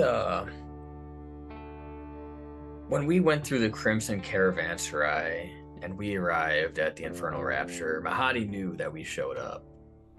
I mean, he had people that were like, hey, we heard your war machine pulled up there. Here's, a write-off. Do we think that was just off recognition of our physical form, or do you think that was arcane? He knew. might have been Lulu. I think word is probably out there how valuable Lulu is, and taking her into the Viper's Nest might be a dangerous proposition. Well, I mean, piggybacking off of Ophelia's idea, if we do get some, I don't know if it was, I think it was Ophelia, maybe it was Vin that said get some disguises out.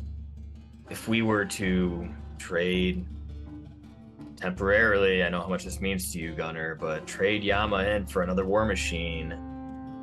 I know, August, you can hide her celestial nature, and I can disguise all of us as someone we're not supposed to be for a long period of time. Go into the Crimson Caravanserai.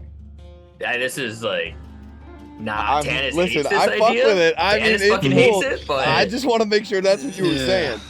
I mean, yeah, Vin will chime in and she'll be like, well, I was kind of joking, but I mean, I do have a feeling Mahadi might be able to sense souls or presences inside his territory, but if he can't, then it might be possible, yes. Yeah, definitely inside Infernal Rapture were made the second we walk in there. But we're yes, just maybe only not crossing the inside. bridge. Maybe not inside the caravanserai itself. Maybe disguises will actually work. Plus, do we even entirely know what we signed in there? I mean, if we have to go back in and check, so be it, guys. I'd like if that's the plan, but Didn't you get turned down last time we were there? oh man, Chris wants to be like turned on more like it, but London wouldn't say that. I don't know if Tannis actually knew that you got turned down, but yeah. I still think our best bet is the Soul Siphon and just hope that the Remnant held on. I mean, worst case scenario, we lose some fuel, right? No, worst case scenario, we're all killed, but... Well, we can look at a distance, I'm assuming. Oh, to who's see there. if that's an option. Yeah, oh yeah, you can go, yep, that's the black chapter. That's the biggest fucking Yeah, war no, machine I've we- ever seen in my life. We can get Don't close. worry. I'll send an arcane eye to scout out a bit. See what it's looking like inside the place. I'm not saying no, but it's fuel and time. Yeah, you're right. But it's the safest option, I think. And what other options do we have that 'Cause- are Like- somewhat of a good option? Here's my... sorry. I was just going to say, if we can use fuel and time, it saves us from making a very risky proposition elsewhere. Sorry, Gauntlet, I cut you off there. If they're not the deal-making types, then if they're still there and they're weakened, I think our best bet would just be to openly threaten them. Where it's like, yeah, you can fight us and you'll probably win. But you saw what we did to Geargrave? We've been surviving out here. How much damage do we do before you take us down? And then the Black Chapter rolls in here and takes this place without losing a man. It's not a bad idea as long as Spoke. there's Spoken like a true Avernian there, Gauntlet. Gauntlet, up until this point, every time you have proposed something, I have been on board with you, supported you, agreed with you. I do not think threatening anyone is a good idea, especially after we just handed them the keys to Geargrave itself. They could have restocked, they could have resupplied, and threatening them is a bad idea. I kind of And like it the also threatening literally idea. burns that bridge 100%. Or we're burning the bridge either way, I feel like. We have to get back across somehow eventually anyways. You know, and part of that plan is hoping that more methods avail themselves once we're on the other side. But that is true. You have heard That's- shockingly little about the northeast or northwest of the map. yeah, that's nowhere near a guarantee. So Could we make a balloon? Like, Air's too Ophelia's hot. just fucking The air's trying too to hot. think of ideas. Well, I mean, Zariel's on an airship, isn't she? that's magic. That's so magic, yeah. I don't think you've ever actually seen the inside or the outs, like how our airship works. No, it was just the inside of her chamber. All right, now the weight limit for the levitate spell, I think, is not enough for a war machine, right? Yeah, no. Nowhere near Not enough. even close. Yeah. I think we try the Soul Siphon. I don't know if we outwardly threaten them, but it is advantageous to know that they're not really in a position to lose any numbers. Yeah, because the way I see the second we show our faces, we've already pissed them off again. I understand your point, Dennis. We certainly don't want them chasing us down. We did send them a message. I feel like they'll be pissed, but it's not shoot on sight, which it is at the other places we've been to, so that's a win, I suppose. I don't know. Didn't they say like they would attack us if we came back? Yeah, but they just like that. That's just them, you know. I think just that's their everybody in playful- Avernus. Their playful. There was a bit of banter, that yeah. we've Yeah. A bit of established. banter. I could sense the. Yeah. Oh, you read it. Stop it. Can I leave character for a second and like just talk like above board for another idea, because this is a little metagamey, but I have access to teleportation circle, right? On my next level up, I can take teleportation circle, which means that if I make a teleportation circle in Fort Knucklebones, we take a temporary war machine across the Abandoned Soul Siphon one more time, get to the crypt, I make another one, then we can just bamf back here after. That would take 2 years How? Oh yeah, that's right. to create a permanent teleportation Because circle. a permanent one takes like I think a year, right? Oh, is it? Yeah. 365 castings in a row in the same spot. Oh, I shit. like the idea. Yeah. For a Oh, I permanent- thought it was Great like I idea, make it but here and I make it there. Oh, okay, I'm yeah, not never sitting mind. here for 2 years. I'll tell you that. No, I mean, yeah, like I thought it was a good idea. I forgot about the 1 year The thing. permanent part of it, yeah. All right, well, never mind that idea. How long does it we- last not permanent? It teleports you to a circle. Ah, So it's like the teleport spell, yeah. 7th level version, but So how did we get from Candlekeep here? Was through a teleportation circle. plane shift. Plane shift. Plane shift. She just had like a resonance zone to like really lock in where you guys Yeah, wanted to okay. go For some reason, I specifically. thought it was teleportation circle. Right, for because some when you reason. do plane shift, you just randomly end up somewhere in the plane. Right? She wanted to put you guys exactly in Elturel, so she had to go to like a resonance chamber thing, so she could, when she struck the thing, it could resonate perfectly, fine tune where you end up. How fast is the Styx flowing? It varies. Now we're really thinking. Oh man. I'm gonna build Why a not? raft. Planning on taking a swim, Amelia. Well, I mean, we can't fly across, but if we can make the war machine buoyant enough, in theory. Yeah, it is navigatable by boat. And if we do that, we can go from the crypt immediately to the Citadel instead of having to go all the way back around. It'll be way shorter. Plus, we don't Do- have to fucking deal with these bridges anymore. Does Gunnar think he can put some floats on? Not a war in, machine? I will say not in, I think it would take you,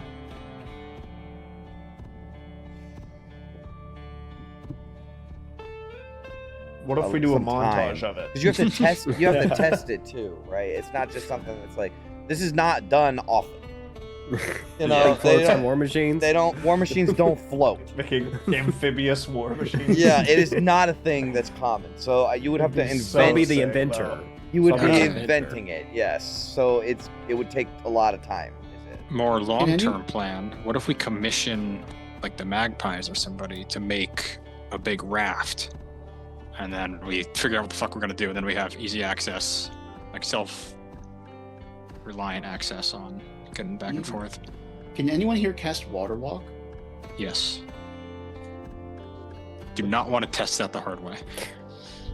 What? On whether the sticks? is water? Yeah. There's only I mean, one way to know if it's- it works on the sticks. If London, it works you on go lava, maybe it'll work on blood. Does it work There's- on the most magical river in the universe? There's, Well, there's all right, hold water on. and blood, right?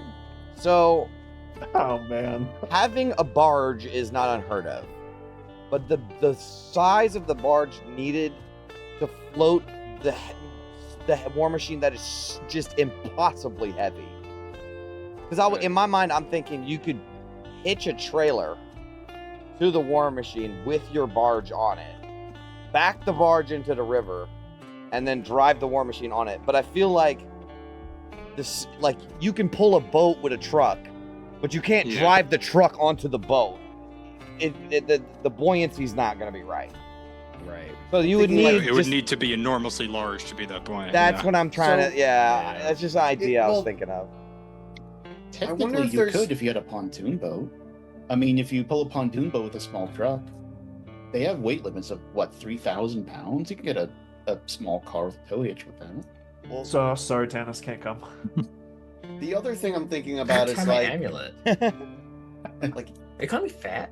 Wait a second. is The there war any- machine certainly doesn't fit in the amulet, right? We are, can't I think I end already this whole asked that once. conversation. But yeah, is there any magical way to get the war machine Could we across? shrink the war machine? Is there any way we could lighten the war machine? How many Large castings of reduce. reduce do you have? Hold on. Vin has it. I mean, You're kidding. Yeah, but Wait, you got yeah. 5 spell slots you can cast it with. So we Can got you 5 double- minutes. You can double up on that spell, so like make like I something think it's smaller and then concentration. If it's concentration, you can't double up to a on it. minute. No, that's a general D&D rule that you can't be affected by the same thing. Like if you There you have go. Twice. one instance of an effect Oh, it going has on you, to- you can't have Sure. another instance of it. So it has to drop Yeah, out but of it I before can you... bend the rules Yeah. over and fuck them how I want. But True. I do think more than one caster can reduce it further, but not. Not twice. Not Yeah, you can't. Same 10 caster times. doubling up on it doesn't. well, okay, so 2 castings of it to make it like 2 levels smaller. Like, what does that give us? What is? 60 seconds of a tiny war Heavy machine. is this- Oh yeah, that ain't gonna work. 60 seconds. How far can you throw it? How far can London shoot it? Oh my! We're getting galaxy we're deep. getting brain. so I love this. creative. Wait a minute, is wait a D&D, boys. 60 seconds of a tiny war machine. Didn't somebody have invisibility where we were going to try to go through? Could we just chuck it on the other side? Avernus, how far does your teleportation go? 500 feet. That's why I asked. Yeah, no, I can't make an arcane gate far enough. How much is it? How far is Abandoned Soul Dive? How wide is that? Like 2 or 3 miles. Oh. Honestly, I'm kind of leaning towards Crimson Caravanserai and swap Whoa. out Yama for something and disguise ourselves. No way. I'm thinking Soul Siphon and hope that warning has gone enough good favor that we're not killed. So going back to what Vin was asking, are there independent barges at the Crimson Caravanserai, or is it just the Mazenalos that are just driving the little people boats around? The transport boats are, if you're seeing one like people transport, is Marinoloths only. That's it. Marinaloth, Yeah, that's it. I imagine there are private people who own barges that carry War Machine parts and War Machines. But that you would have to find somebody. He's not offering that up to people. Yeah. That's No, his of course, own yeah. boat. But there's one person that we have in our party that Mahadi is not aware of now. True. Could be You a do all the prospect. talking, we hide in the cargo container. Yep. I'm not saying no to the idea, but to be, sorry, the pun, devil's advocate, Mahadi, isn't he familiar with your patron, Tannis? Could that be one of the ways he knows you're around? He never established a link. He was trying to bind him to a service, and we disrupted the ritual long enough. He has. I can ask Nassar if. I'm assuming that would be a two-way connection. Well, I don't mean link, I mean familiarity. There are spells that if you know someone, you can get some general information about them. I You don't can know s- how this interacts with Jin or anything, but He can probably scry on us whenever he wants. Well, if you can, go fuck yourself, Mahadi. Just be muttering that at all times when we're traveling, Fuck yourself, just in go fuck case. yourself. it's you randomly say, "I know you're listening to me" some point throughout the day just to cover your bases. Uh-huh. Is there no way to determine if we're under the effect of a spell? I mean, if somebody casts, isn't there like, can't you cast detect magic on me and see if I'm being scryed on? I could do True Sight and see if there's a scrying sensor near us. We'd have to have that up often. Yeah, but I got like 10 minutes a day of that. Gunnar, how feasible is it for you to build some sort of barge? I'm assuming it would be like the invention of something, and it would To take make a the while. war machine into an amphibious war machine, yeah, that's No. inventing a new thing. Well, Yeah, but having he's a just talking boat, about building a You barge. can have a boat. There's a boat you could buy in Fort Knucklebones.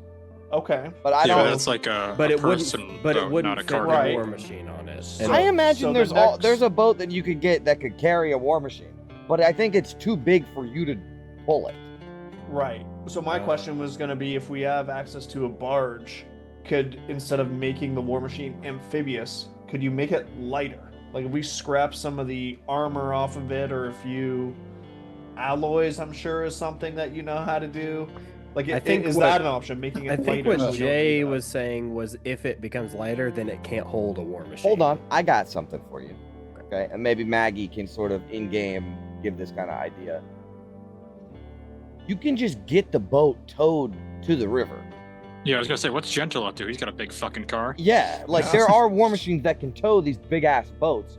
You can just get the boat towed to the river, and then Kind of what I was you would have to leave it, you know, in the river. in the river. Yeah, once it's there, you can use it. We'd have to hide it every now and then. Right. But What I know how And much. also, one you of would have these if you're is going worth. north, right? You would have to like. I mean, you could cross there, but you can't like really take it up the river Yeah. too much. Yeah. Would I know how much it would cost to do this? A lot. Yeah, a barge and somebody taxiing it for us is gonna be expensive. A lot. Yeah. I Do we think even have the funds for that? we got what, like 10 soul coins, 12. I have 12, but We also still need fuel. Yeah, we need to get where we're going, get back. I think a cheaper option might be paying somebody with a barge that we find on the river. But then we gotta spend who knows how long looking for somebody. I think the only place that realistically makes sense to look for somebody is the- at the Crimson Caravanserai. Yeah. Okay. At least toward that direction. I don't think there's gonna be any freelancers hanging out near the remnant. And I really hate, the idea of like lingering out too far away from civilization, because we know that there's a giant river monster somewhere in the sticks. Oh, probably more than one. Well, just the big one, Yanagus, Sure. Say that again. so Say that Is again. that just the big one? Describe that The again. Yeah. Yanagus thing. Yeah. What is that? The Go into Devourer of Cities. the Devourer of Cities. Big, giant, battleship-sized demon. Oh, You don't want to. No. Tennis No is way. 100% against that idea. No way. I'm just saying, you might have seen something similar to that. that's what I'm saying. Yeah, from the vision. The memory, yeah, of it like coming Okay. down the. With No, a head like the bow of a warship. Right. Ah, Yunagu demons chasing after Yale and Lulu, and then a giant battleship-sized demon showed up. Weird. Oh, that's what that thing was? Mm, So it's I don't amphibious. fucking know. Just an interesting thing to Yeah, think I about. thought it was like Yeah. Tarask, but yeah, that could be that. So which way are we going here? I guess the best two options are Caravanserai under the guise of Gunnar and his warship salesman thing that he needs ferried across, or I would- Soul I would- Siphon? I would just say Gunnar goes in there and says, I have a war machine 2 miles upstream that needs to be ferried across. Come get them and bring us across. We don't even have to go to the Crimson Caravanserai. We can just drop him off nearby, and I can be with him in the amulet, or someone can go with him under disguise. And just hope he doesn't get captured and Sold into Shoved in slavery. chains. Yeah. big on slavery there, by the way, Gunnar. Oh yeah, huge. And Huge. I They love it. assume They they're love gonna it. see someone like you and their mouths are gonna start watering. Like, Yeah, I unfortunately don't want to get sold to slavery again, so that Well, would be... it's Hey, once is my limit, guys. Once was okay, That's but once. 2? On the bright side, I I mean- can make you look like a devil for 8 hours. yeah, and that 8 sounds hours you no could look like a more. devil. 8 hours. It sounds plenty no of more time. risky than the soul siphon, to be honest. I think it's 8 I- hours. I think it sounds more risky. yeah, We're- the difference is the worst case scenario, and the one in the caravanserai is way worse. We're also saying we're going to send a single person with a very expensive war machine saying, hey, come out to the middle of nowhere and take me across. They're probably going to steal the war machine, or they're going to try. Well, we'll be on the war machine, so they can certainly try. And if they don't bring the boat, it was all for nothing.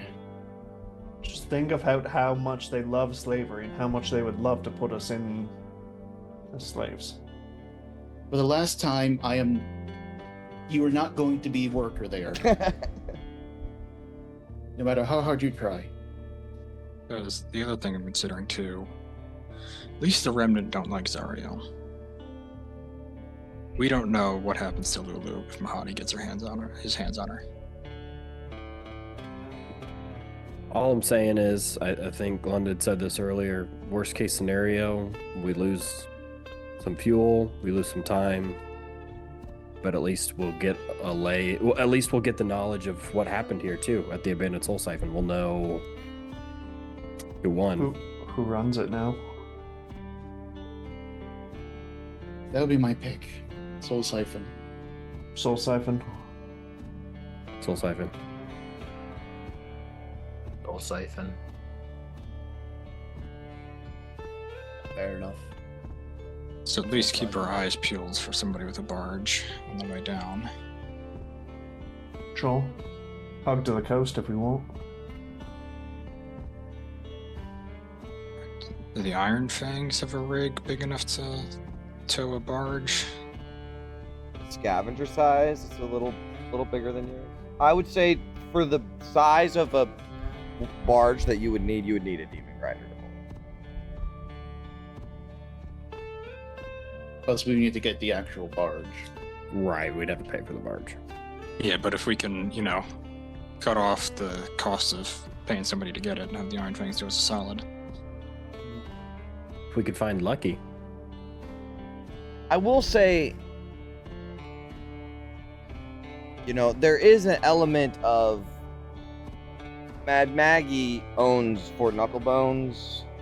She owes you guys like a life debt, So there is a little play room in there, but at the same time, like, this is a place of trade and currency, and like, you're not allowed in unless you have something to trade, right? So there is some element of Maggie can help if you need, but I feel like there's gotta be something. I mean, some trade involved. maybe just see like the cheapest we could get one of these barges for, and then make our decision.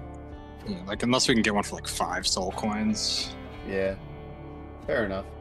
I don't know if we're gonna go down to any further down Butterfinger. this path. Yeah, it just seems like we might as well ask. Doesn't Mad Maggie still have a demon grinder or no? Is that gone?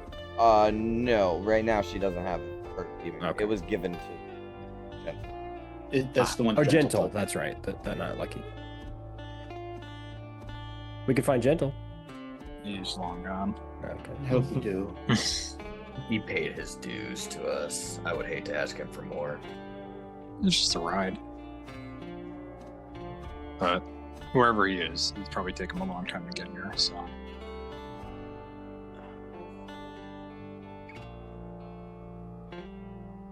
Well, let's hope that Bitter Breath survived.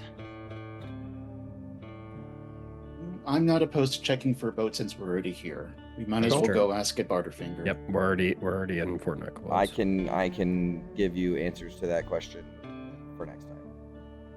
So I gotta figure out how much that's gonna cost Yeah, I will DM. and what all is But- available and stuff. But Jay, you just wanted like a general plan for us, right? So I guess inquire about a barge. If it's not looking good, then I guess abandoned soul Abandoned siphon. soul Do we siphon. agree? Yeah. Yep. Which And then if that doesn't look good, then I guess Crimson Caravans are That's the only other options. Yeah. literally the only other option. Or one of us sells our soul to Bell. I think there's already someone with a crosshair on her already. Yeah. So, I think that it's enough for me. I think we've kind of talked about it enough to get a next session going. What I would like is for those of you with decent notes, see if you can't piece together the story of Zariel and Lulu.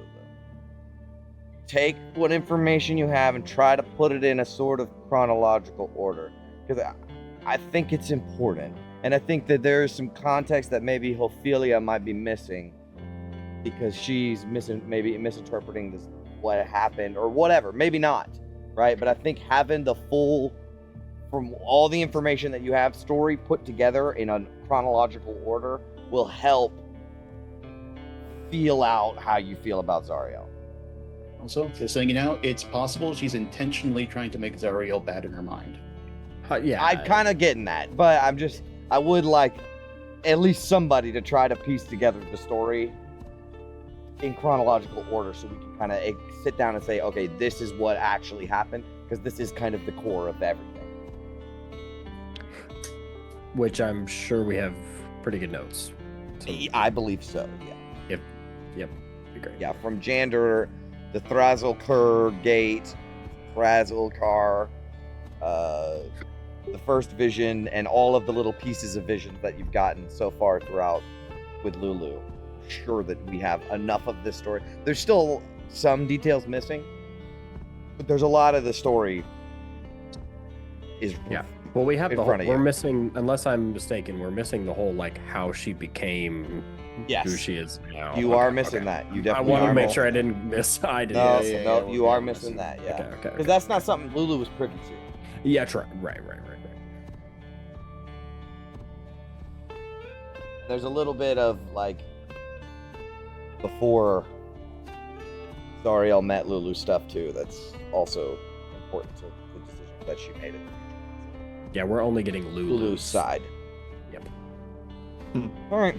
I think that's it for the session. Ended there. Sweet. Checking on a barge. Actually, before you go, I think Mad Maggie, before she kind of wishes you well, set you off, she will say, I will say this, sweetlings. I got a bad feeling in my bunions. The last time you lot went digging around in that little pipsqueak's noggin, the Archduke felt it. And that were just one memory. This was everything. Those memories had enough cosmic heft to cook a Halo conduit. Whatever bond that little Lulu and the Archduke share, it ain't broken. It ain't even weak. If I could feel this old scrap heap strain underneath of it, then Zariel, sure as the hells, felt someone rooting around in her little elephant. I couldn't tell you what she saw. Maybe nothing. Maybe just a little tug. But she'll know. Ho, ho, ho, ho. She'll know.